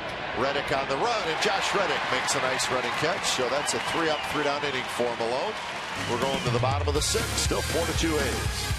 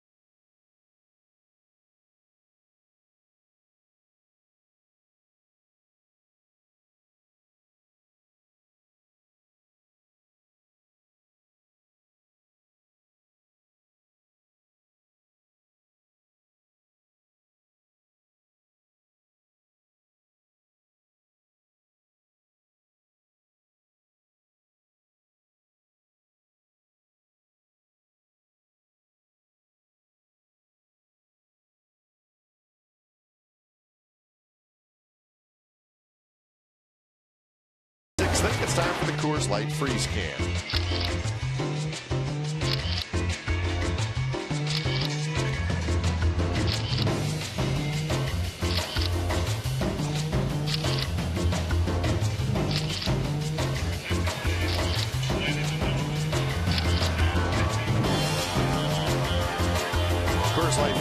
brought to you by Frostford, Coors Light, and the world's most refreshing beer.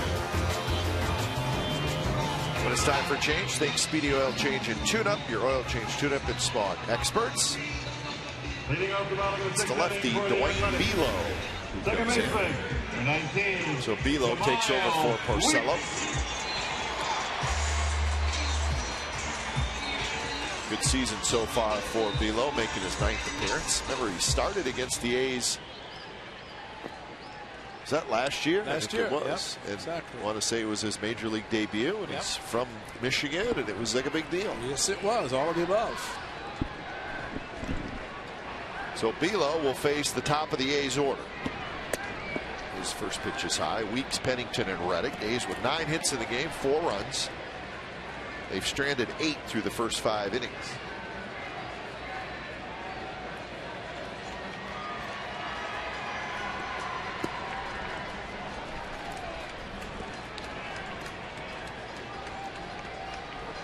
So 5 innings for Porcello. He really struggled pretty much the entire 5 innings. There he is. The one and only. The banjo man. He's here.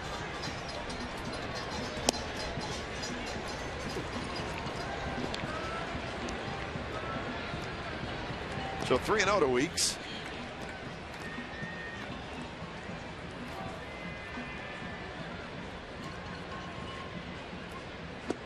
And that one inside corner strike. Belo is from Britain, Michigan. 19th round pick in 06.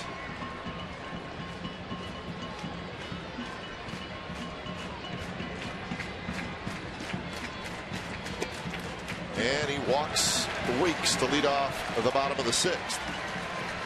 Good start for the A's. They have received 4 walks tonight. Now batting, shortstop, number 2, Flip Pennington. So Pennington steps in. Cabrera, the third baseman, comes in even with the bag.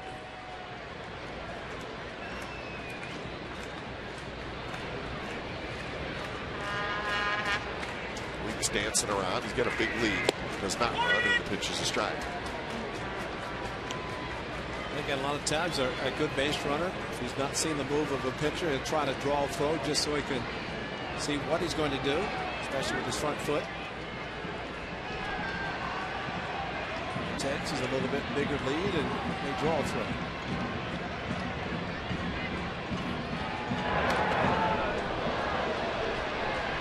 Well, Weeks was thinking about going, and then he slipped on the bag going back. On the top of the bag, very slippery, no doubt. And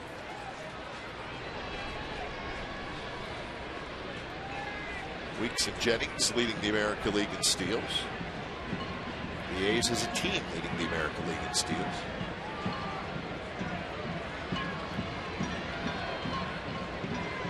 It's not going. Pennington, the bunt attempt, and it got a piece of Gerald Laird.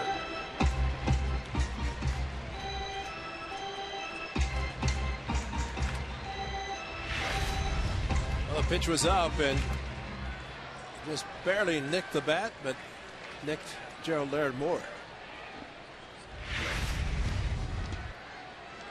Right at 100 pitches for Porcello tonight. In a 5-inning performance, that's not very good. I'd like to see a pitcher go a little bit deeper than that, throwing 100 pitches. And Weeks takes off, and he's going to make it.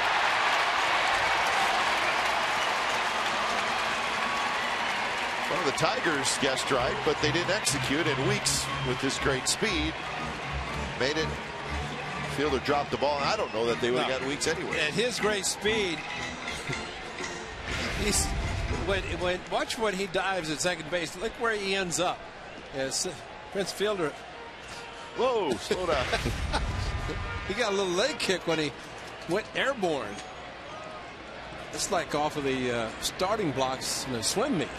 Taken off. He really pushed off. Pennington swings and misses, so Pennington unable to get Weeks over to third as he strikes out. Well, this is There's no way he's going to hang on with the foot as it just keeps going, and that's why an infielder will hold his tag. It's the best thing. Once he took off, no looking back. Once he knew the throw had gone to first base, and the Hall of Famer Lou Brock, who started that, he was the first to get the big lead. And as soon as the pitcher threw to first base, especially lefty, he took off, and it takes 2 perfect throws, and throw from Belo to Prince Fielder was not a good one, and that stopped everything. So here's Reddick. Swings and misses at a pitch that was down. Single, homer, and a walk for Reddick. He has also scored twice, and he has a stolen base, so he's all over the stat sheet tonight.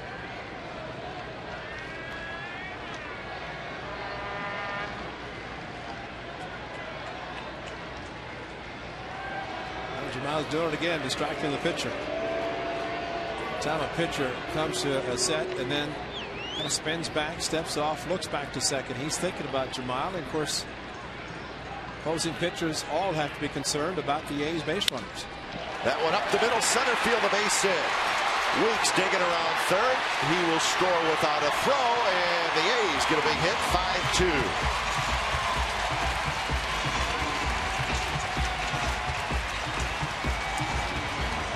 Have a night, Josh Reddick.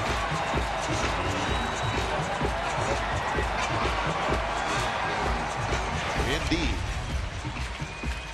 Well, he got him to elevate right back up the middle, and that's Miguel Cabrera type hitting there.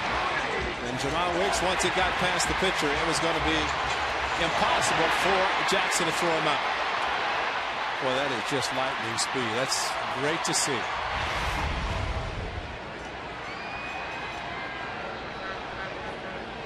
So Reddick gets his second RBI. He now has 3 hits, and here's Kaiahue.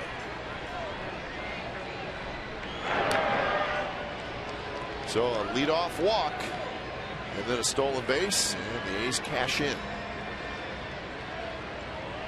Tommy Malone, the recipient of run support in Tampa after giving up 4 in the first inning. Saw the Brandon Inge 3-run home run, give him a 5-4 lead that he never gave back.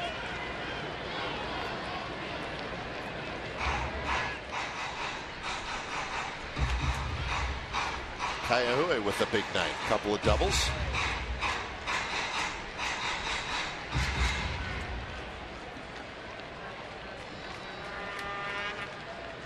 Knocked in the A's first run in the first inning. That one skied center field. Jackson's back.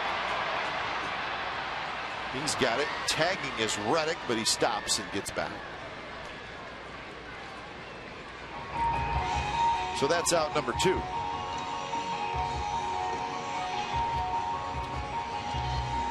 Kaiahue now 2 for 4. Left fielder, number 15, Seth Smith. So Smith will step in. Speaking of hot hitters, I think Seth Smith fits that category. He's 2 for 2 with a walk tonight. Well, his approach, it looks like he's seeing every pitch. That was a good breaking ball from Belo, but he took it like he knew it was coming. And I thought his last at bat, the 2-0 from Porcello, he just crushed it between first and second. Very aggressive swings. Seeing a lot of that tonight, but seeing it from the A's hitters, it really is good to see. Well, Seth Smith is 4 for 4 with 3 walks in the first 2 games of this series. So he's really too good of a hitter to be hitting 190 where he was hitting for a while, and now the average all the way up, closing in on 250.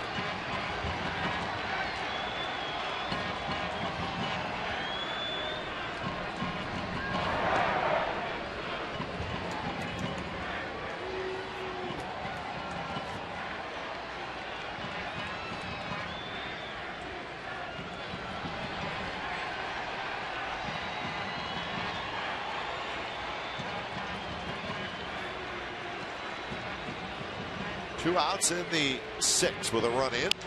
Smith, little flare, shallow left field. Dirk's coming in. He's got to play it out of hop. Smith's got another hit. They want to sit next to Seth Smith. Or go to the casino with him. Or just go touch it and just rub some of it off.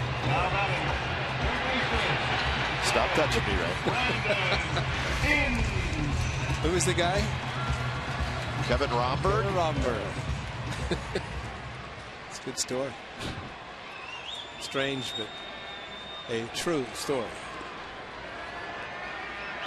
So 11 hits now for the Athletics, and here's Inge, and he takes one a little bit low. Inge is 1 for 3. He had an RBI hit in the first inning. The A's have extended their lead.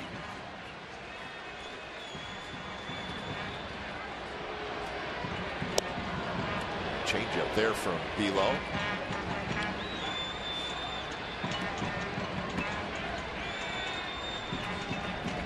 Difference in his fastball and changeup, not that dramatic that you'd like to see 10 to 12 miles per hour, but still a good one. It's a nice group of hitters and pitchers standing off to the side and watching the game. Bosch, Avila, a couple of lefties not in there tonight. Sunday starter. MVP Cy Young Award winner Justin Verlander. Fister, Avila, Bosch. That one's drilled left center, and that baby is gone. He's done it again.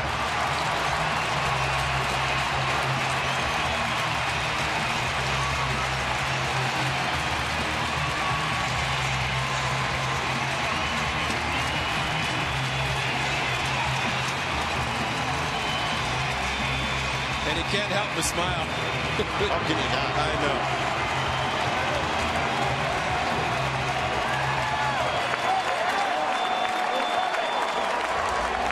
Has there ever been a hotter hitter join a ball club and just take over? 4 home runs, 2 3-run shots, 2 grand slams. And that coming Sunday, Tuesday, Thursday, Friday. And he's had 4 RBIs in each one of those games. Unbelievable. And another great extension on this fastball away from him at 90 miles per hour. Watch Below's head if you see it. He dropped it. He knew the result. I mean, pitchers know what's going to happen. And Brandon Inge, unlike his shot in Tampa Bay, but Tommy Milone, the recipient of 2 3-run home runs from Brandon Inge. 3-run shot gave him the lead in Tampa. And this one just extended it. What a great swing. Wow. That's perfect, folks. That is perfect. He may change to number 7. All this happened ever since he went to number 7. Sure. He was at 18. Wasn't any good.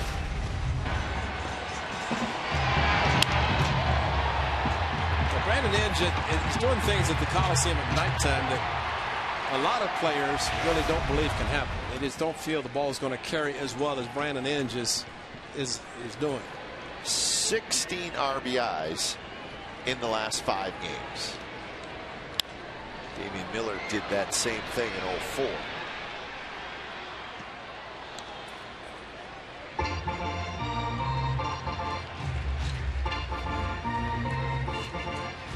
So Inge, the 3-run homer after Reddick's RBI single, and the A's have scored 4 times. Break it open. It's 8-2. 2-2 pitch right there. Barton took it. So Barton strikes out for the 2nd time. But the A's swinging the bats. Nobody better than Brandon Inge, a 3-run homer.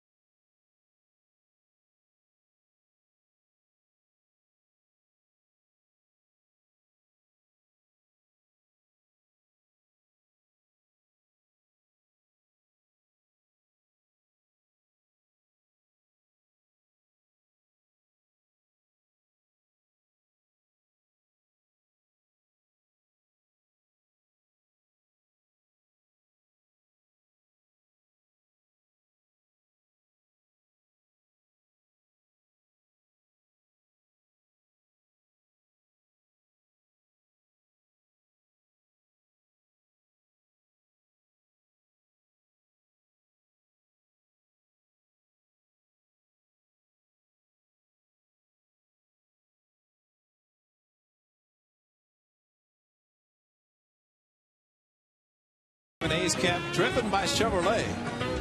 Before the A's take on the Tigers right here at 5:05. For more information and tickets, go to OaklandAthletics.com/tickets. I don't know that that's going to be the giveaway. Probably not, but that's a good-looking lid. Right? Fleece blanket. Keep them warm. Yeah.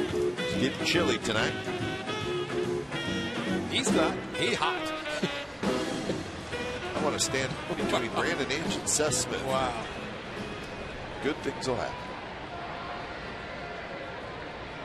8-2, the A's lead. It's Peralta, Laird, and Worth. I like what Brandon Inge said, too. He said it's not so much hitting the home runs and having success. It's doing it because he's getting the opportunity to do it. And basically getting a chance to play every day, which he has done since he joined the A's in Boston.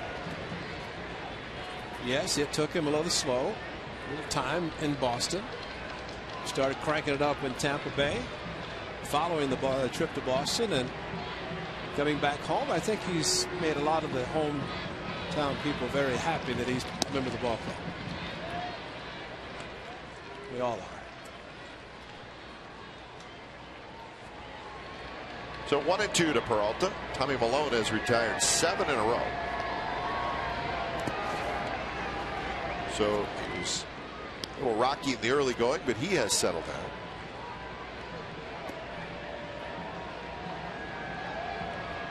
And a chance to get his 5th win of the year.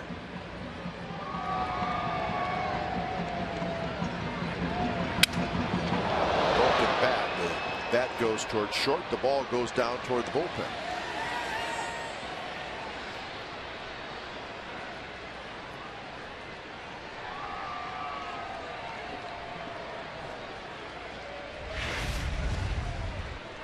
Never seen a bat broken in half travel that distance.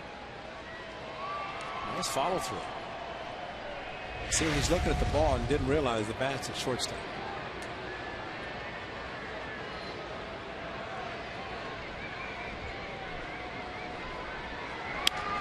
That one's popped up. Barton could have a play, and he cannot quite make the catch.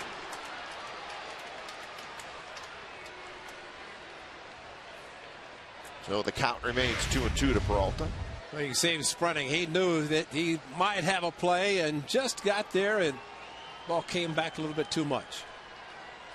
Good effort and just ran out of room off the end of the glove. And now full count.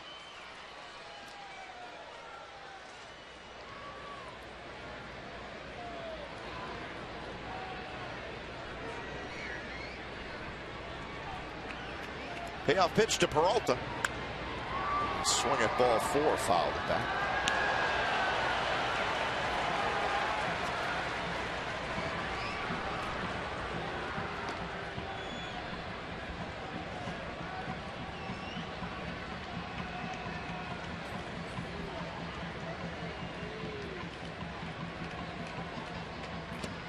And a swing and a miss. And Suzuki will tag him, and that's a strikeout. So Peralta swung at a couple pitches that were about a foot out of the strike zone. Malone will take it. Time now for Home Depot doing more on defense, and this is it, folks. How about this play against Ryan Rayburn? Inge dives on the ground, and Pennington with the backhand, the outfield grass, plants, throws a perfect strike to the stretching Derek Barton. And a little smile. What you doing on the ground there, Brandon? What a play by Cliff Pennington. He is. Just gets better and better, and his gun, his arm is one of the best in the league. So with one out, Gerald Laird will hit.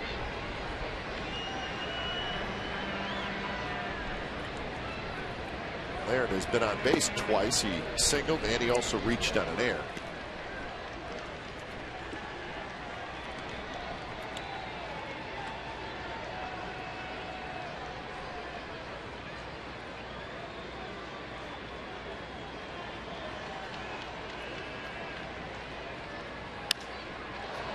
Hit well the center, but Cowgill has plenty of room out there. He's got it, 2 outs.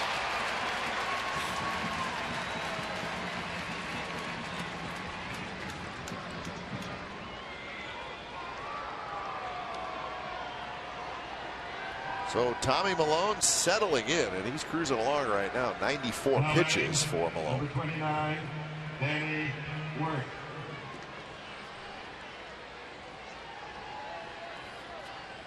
It's the right-hander Colin Ballastar.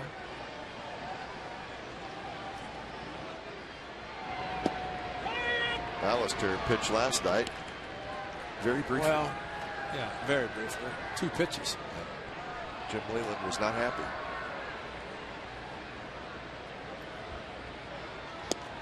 Changeup, a good one from Malone, and it's 0-2 to Danny Worth.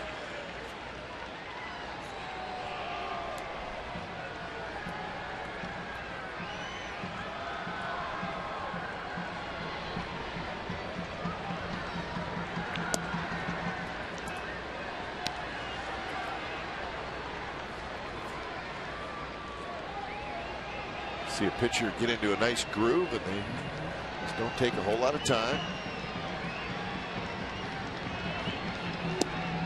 Strike 3 call right at the knees on the inside corner. So 2 more strikeouts for Malone. He's got 6 on the year, and he has retired 10 in a row. 7th inning stretch coming up.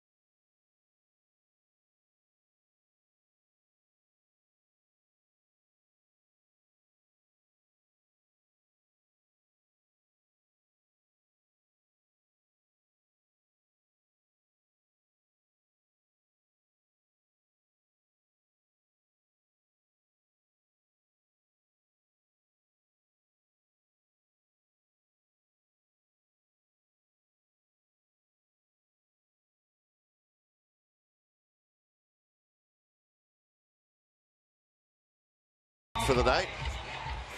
Very solid performance by Malone. Bottom of the 7th, the A's with an 8-2 lead over the Tigers. When it's time for a change, think Speedy Oil Change and Tune-Up. Your oil change, tune-up, and spawn experts. So the new pitcher for the Tigers, Colin Ballister. Ballister served up the Inge Grand Slam last night. So he faced 1 hitter through 2 pitches, and he was out of the game. It'll be Suzuki, Cowgill, and Weeks, bottom of the 7th.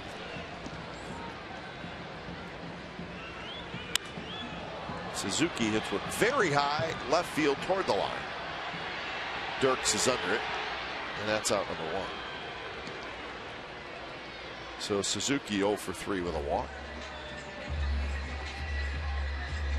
Pretty solid performance by Tommy Malone. Center fielder, number 12, Colin Cowgill. Cook starts to throw.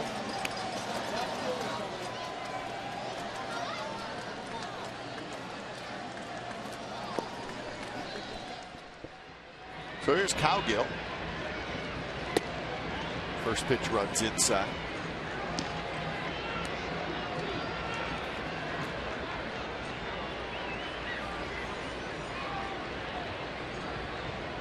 Cowgill, a single, a ground out, and a strikeout, and he drives this one left field. It's deep, but it is foul.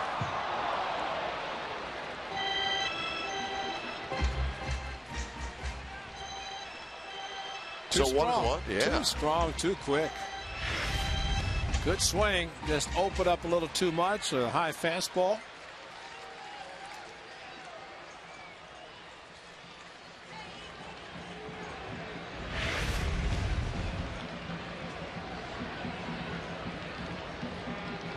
Calga with that slightly open stance, but he closes it up. He swings at a pitch in the dirt. 1-2.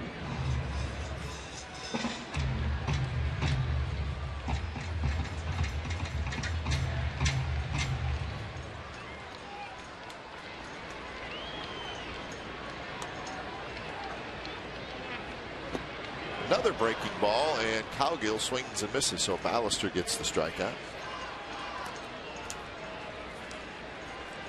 2 outs. But tweet up with the Oakland A's on Tuesday, June 5th. Your special field level ticket includes early access to the East Side Club, where appetizers and non-alcoholic beverages will be served. A's players will join in for a Q&A session followed by local media members. Tweet at Athletics your questions for all Q&A sessions using hashtag Athletics Tweet Up. You tweeting? No, just read the promo. You said you didn't want to read that one. No, Brady gave it to you. I don't know why he says Ray on there. He gives it to you. I don't know. Maybe it's something you should look into. Well, maybe he got my reaction last night. Maybe you have to learn about tweeting. Who's we? Got somebody in your pocket? We, Kimosabi. 2-0 to Weeks. Weeks has walked and scored in the game, still looking for his first hit, and that one runs outside. Rangers still leading the Angels. It's now 9-3 in the top of the 7th inning. Are they tweeting? Sure. Find out what's going on up to the minute. 3-0 pitch to Weeks is outside, and he has his second walk.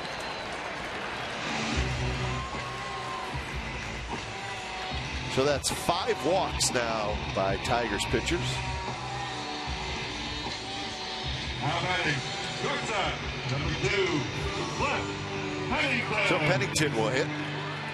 The Yankees beat the Mariners tonight 6-2 in New York. Kuroda over Hernandez.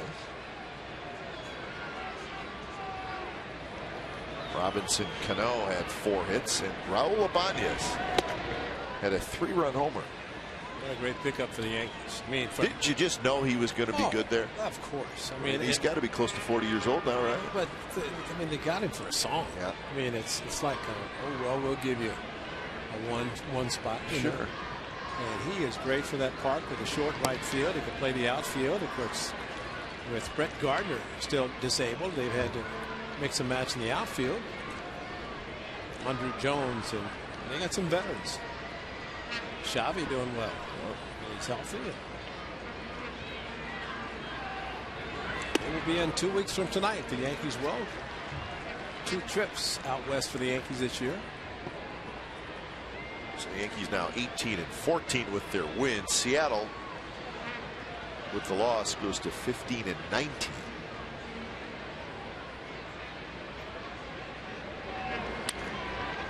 Pennington shoots it foul. Baltimore beat Tampa Bay 4-3 at Camden Yards. 3 more home runs for the Orioles. The Orioles lead the major leagues in home runs hit 53. So Baltimore, those 2 teams came in tied for first in the AL East. Baltimore wins 4-3 tonight. 21-12 are the Orioles.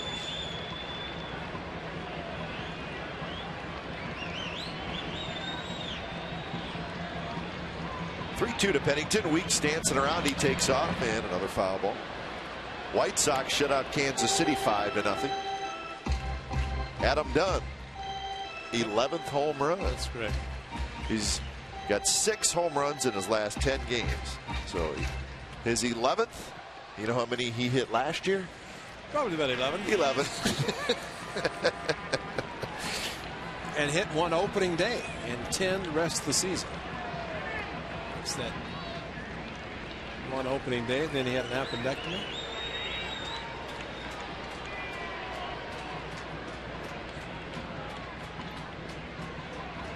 That pitch is high. Walked him.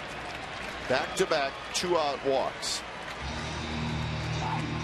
Well, it's not only been the start of Rick Porcello getting the first 2 outs and then can't finish it off, and happens in this inning as well. Now batting, right fielder, number 16. So the call to the bullpen. Reddick. Jeff Jones, pitching coach.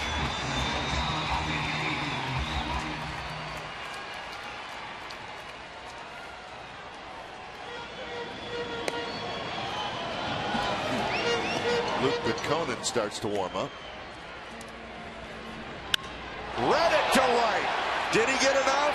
Rayburn back at the wall. He leaps and it is gone. Reddick has homered again. A 3-run shot.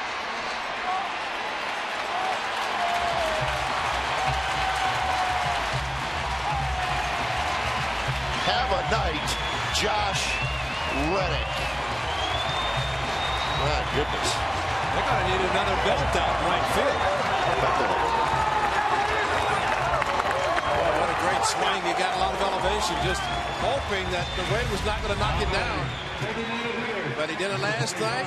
Oh, gave up a grand slam. And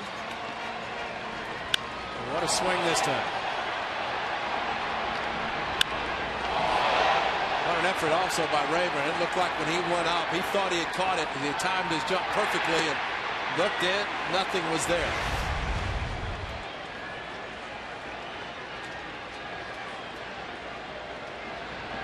Career night for Josh Reddick.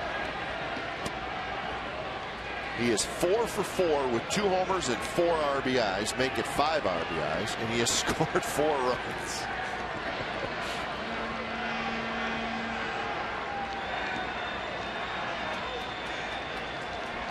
All with 2 outs.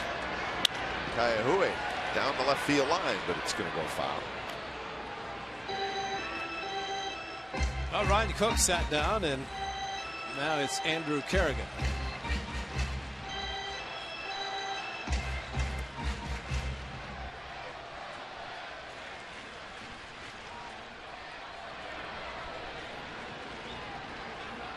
One and 2 to Kaihue, who is 2 for 4. Not close. Pretty swing. Let's check it out. Pretty.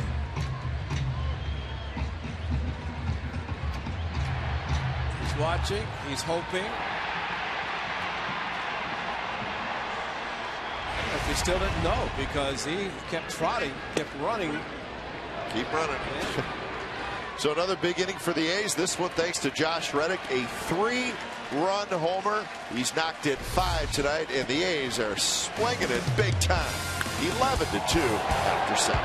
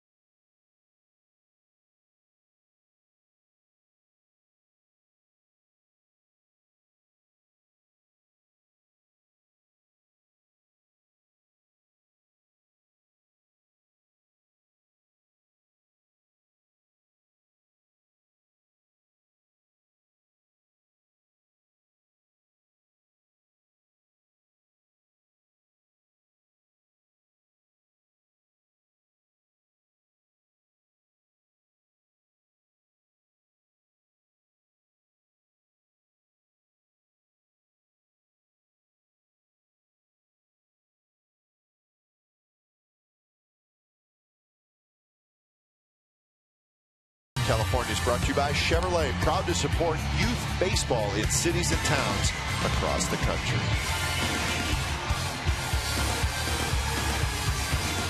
Josh Reddick Fan Club, a lot to cheer about tonight. He's been terrific. What a night. So Reddick standing out in right field. And those folks, they got his back tonight and every day. There you go. It's the start of a wonderful relationship. That's right. Loving every minute of it. New pitcher for the A's, Andrew Kerrigan, comes in when it's time for change. Think Speedy Oil Change and Tune-Up. Oil Change Tune-Up and Smart Experts. So Kerrigan just brought back from AAA, and he gets some action. His 6th appearance. Top of the order for the Tigers. Kirk and numbers for the A's all over the board. 2 in the first, 2 in the third, 4 in the 6th, 3 in the 7th.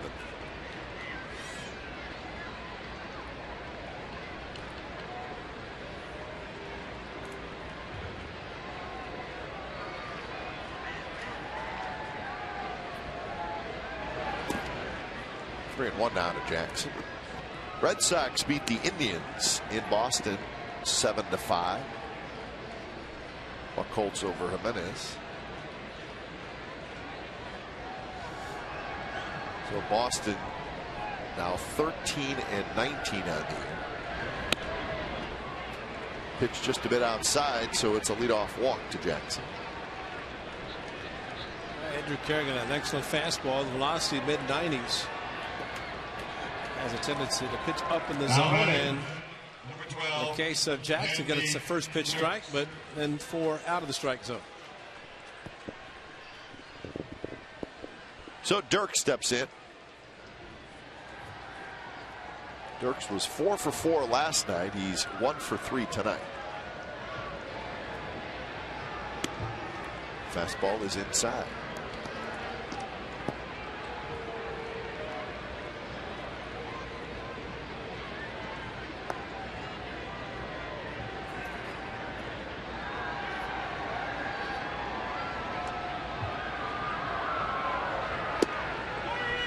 There is one other game going on in the American League outside of that Angels-Rangers game. Minnesota 6-5 in the 6th inning over the Blue Jays. That young man hanging in there. So if they're in the 6th inning in Minnesota, you wonder if they have a rain delay. I think there must have been a rain delay. That's 11:30. 4 RBI games in the last 5 games. Good company.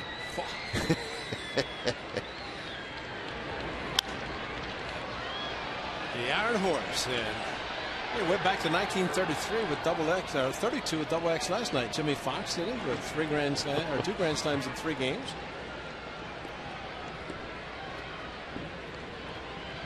'31. Thank you, Delar. I thought you put 32 up on the board last night, so that's what I was remembering. So Brandon Inge is hanging out with Lou Gehrig. Okay, so 32 with Fox, that was correct, and then 31 Gehrig.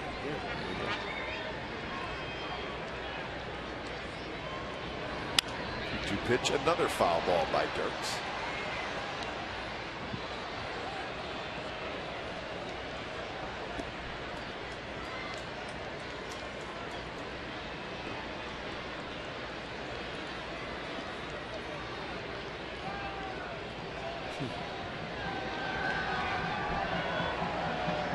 Jackson not being held at first, and now a full count. Very close pitch.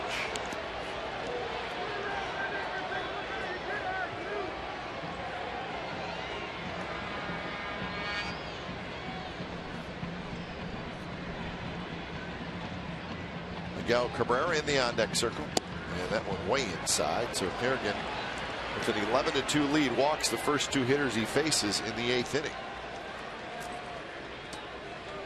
It's going to be Kurt Young going to visit with him, but you playing a nice, crisp, clean game. You want to continue that way right to the end and get it over with.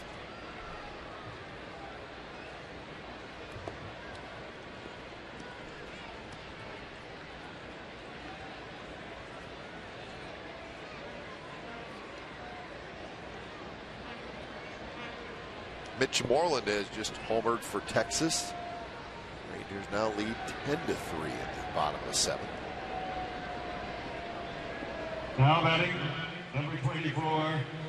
So here's Cabrera, 2 on, nobody out. Well, these two powerhouses, the A's and the Rangers, will be meeting next week. That's right. Short 2-game series. Cabrera fouls it back. That'll be our first look at the Rangers. How about that?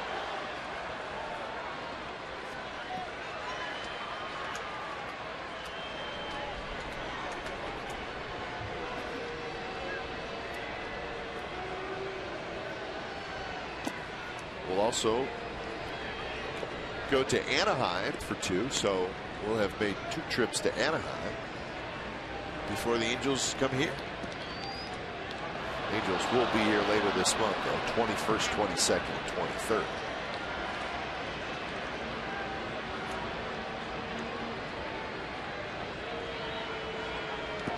Breaking ball blocked by Suzuki. 2-1 to count. Notice the last at bat against Tommy Malone. Miguel Cabrera had been watching Adrian Beltre. Beltre, one of the first, if not the first, to appeal to the first base umpire himself before the home plate umpire made the call. But tonight, Paul Schreiber had already made the call on the check swing against Malone. Ripped up the middle, and that's a base hit. Austin Jackson being waved home. He will score. So another RBI hit for Cabrera. It's 11-3.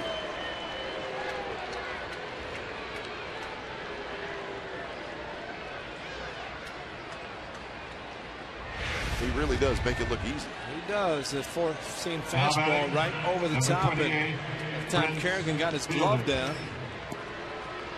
And notice there, and we've got good split spring against Tommy Malone. Cabrera didn't strike, didn't have the leg kick. Just kind of rolled on his left foot. Maybe thinking change up. The off-speed pitch from the A's left-hander. So Kerrigan is yet to retire anybody, and he falls behind 1-0 to Prince Fielder, who is 0 for 3. So Cook starts to throw, and he's warming up quickly.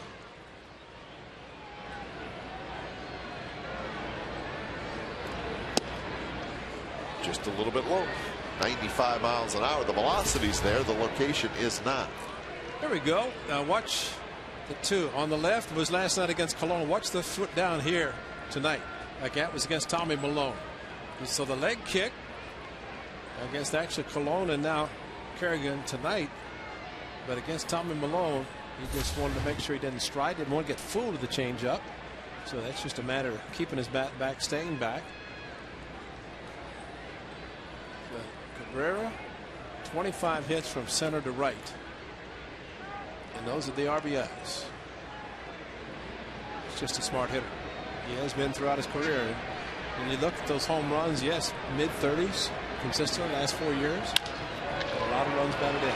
Bennington handles a tough hop, and the A's turn the double play on Prince Fielder.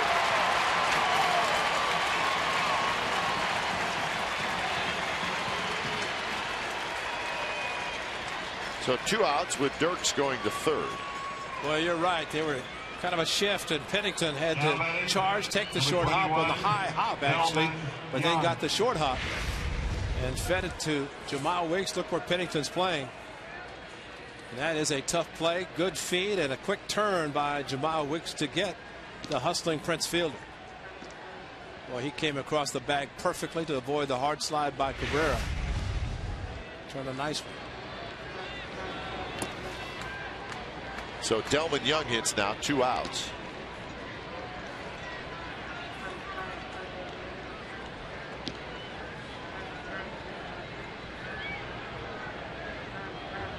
Delman Young 0 for 3 after a couple of hits last night. So he's 2 for 8 in the series.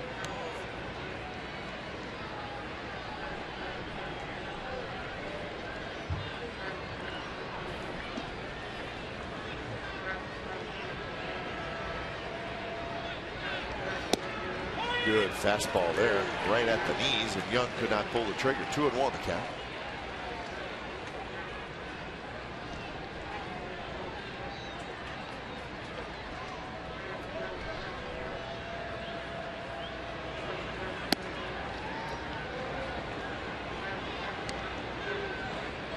So a couple of walks to lead off the inning, then a single, and then the double play ground out.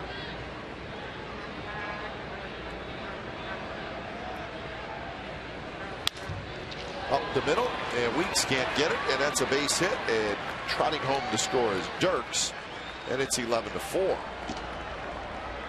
And the unfortunate thing, first two batters walked, and now they both come on the score. Now batting, number 25. So a couple of runs in for the Tigers here in the 8th.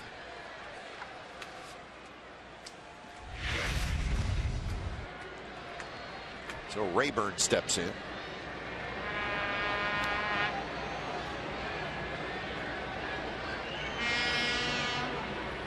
And Rayburn takes a fastball first strike. Cook is ready. He's finished up his warm-up tosses. But Conan's still warming up for the Tigers.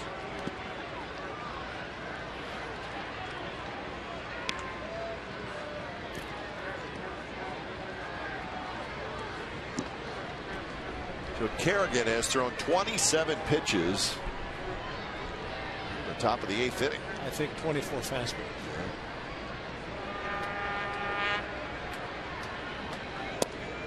Good pitch there, right at the knees. Rayburn is 0 for 3 and 1 for 8 in the series. 3 hits in his last 34 at bats.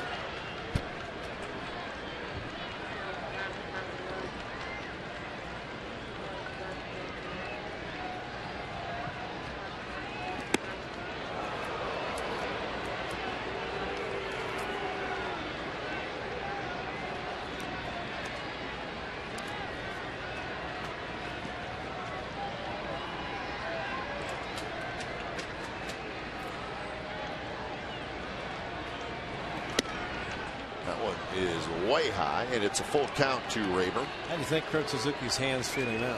Yeah, 95.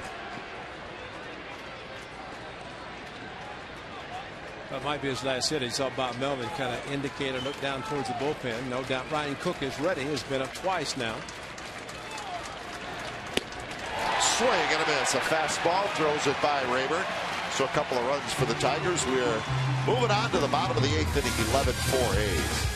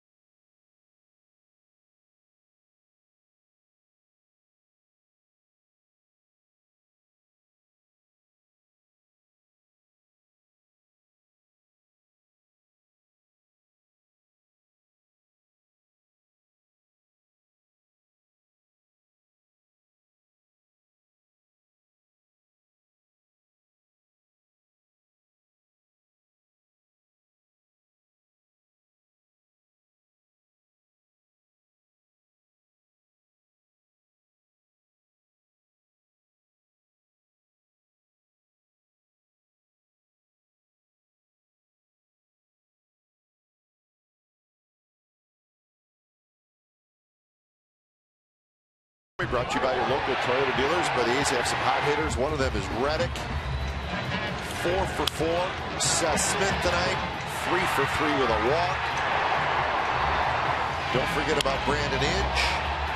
3-run homer. He's 2 for 4. He's knocked in 4. And all that offense. Tommy Malone says, thank you very much. Malone, a good 6 innings tonight. Malone gives up 2 runs, 1 earned. So as we head to the bottom of the 8th, 4-7-0 for the Tigers, 11-13-1 Leading off the for the bottom of the 8th inning Athletics. for the Athletics. Left fielder, number 15, Seth. So when it's time for a change, think Speedy Oil Change and Tune-Up, your oil change tune-up and smog experts. Luke Putkanen comes in. 3rd appearance for the young right-hander. He'll face Smith, Inge, and Barton. Trying to look at the A's 3, 4, 5, 6 hitters. Those 4 guys got 11 hits,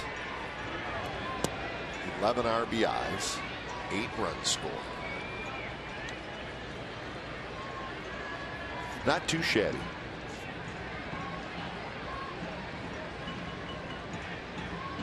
And those 3, 4, 5, 6 hitters do not include your leading RBI man, Cespedes, who's not in the lineup. Smith is finally going to be retired. That's the first time in this series, and he does it with a fly ball to center field. Saturday, May 26th is Pet Adoption Day at the Coliseum. 10,000 fans will receive an A's pet calendar courtesy of Central Garden and Pet. When the A's play the New York Yankees, mark off the days with your favorite A's players. For tickets, call 877-493-BALL or go to OaklandAthletics.com/tickets. Pet Adoption Day. It's one of the favorites here at the Coliseum. One of the favorites is Brandon Inge as he gets to hit again.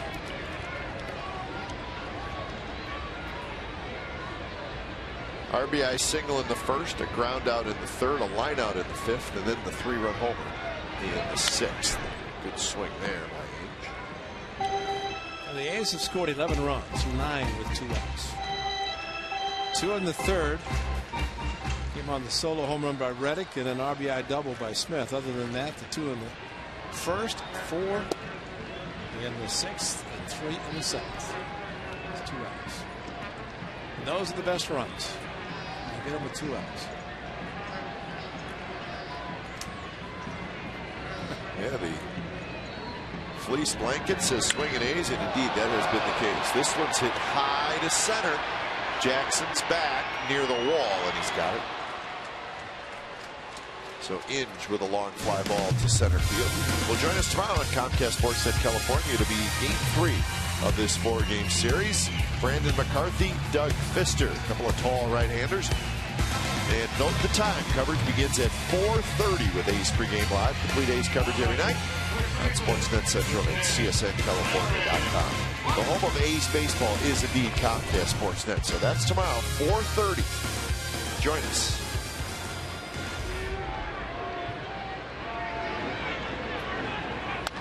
Monk rips for the foul. Brandon Inge just got a standing ovation when he flew out deep to center field. Oh, we were giving him one up here. He deserves it. Fan favorite, and he's been here for not even 2 weeks.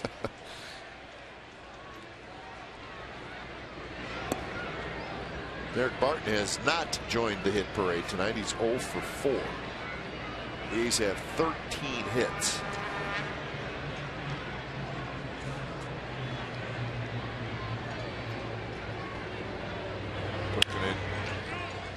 Breaking ball, and Barton is retired. That's a 3-up, 3-down inning. We're headed to the 9th. A's trying to even up the series at a game apiece. They're 3 outs away from doing it.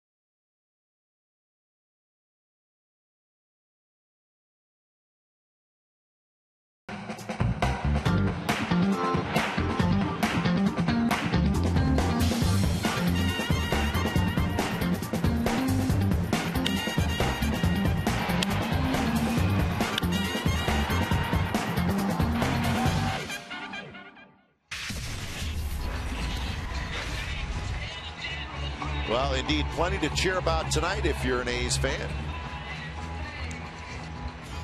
11-4, A's leading. It's time for change. Think Speedy Oil Change and Tune-Up. Your oil change, tune-up, and smog experts. Jerry Blevins comes in. Blevins pitched in last night's game. 1 inning. Strikeout, 10 pitches. And the first pitch he throws tonight, Johnny Peralta drops it into center field for a base hit. So 8th hit for the Tigers. And Gerald Laird will hit. Keep it right here on Comcast Sportsnet California. Coming up after the game, A's post-game live. Guys back in the studio, waiting it out. Getting set to break it down. First pitch to Laird. He's a bit low.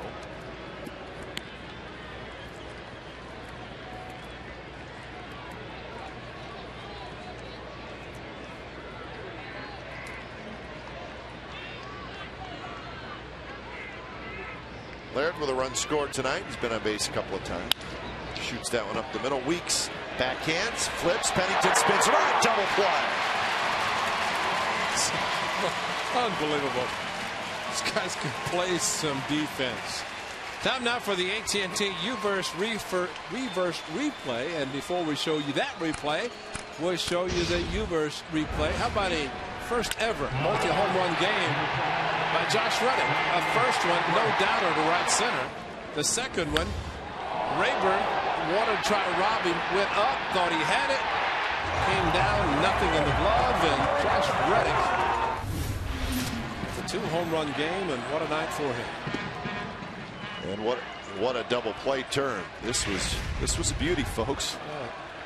Jamal Wiggs in the flip, using his hand to Cliff Pennington, had to do the 360 and got Gerald there. Robbed him of a base hit. Could have been first and third. Instead, a beautiful double play turn by the A's. So Jamal Wiggs used his hand to transfer the ball out of his glove to Cliff Pennington. 2-0 pitch to Danny Worth is a little high. 3-0.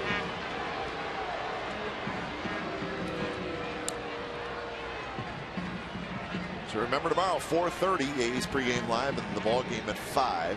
Pfister McCarthy, game 3. The series will wrap up on Sunday.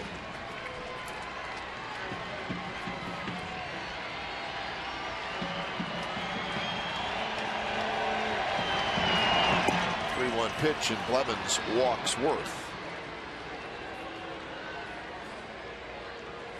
So 4 walks issued now by A's pitchers. 6 walks for Tigers pitchers tonight. How batting? Number 14, Austin Jackson. So Austin Jackson will get his 5th at bat. He's the leadoff man.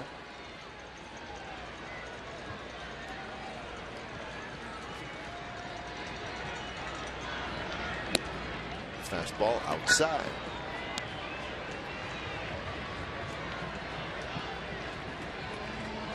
So a nice crowd, over 26,000 tonight, and they have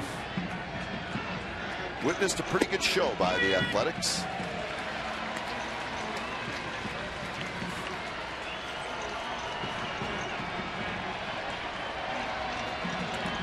A's have hit 3 home runs in the game.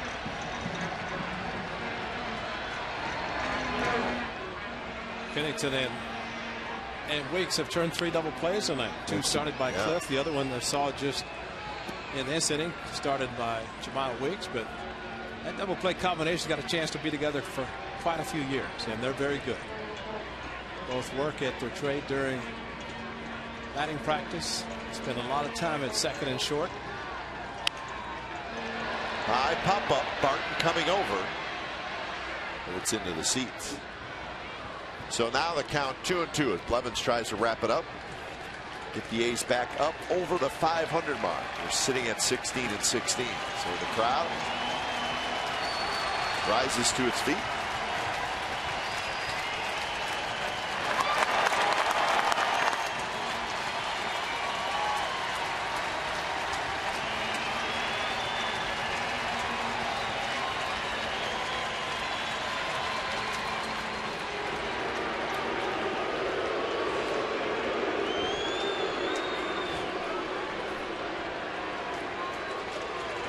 So Blevins and Suzuki get on the same page.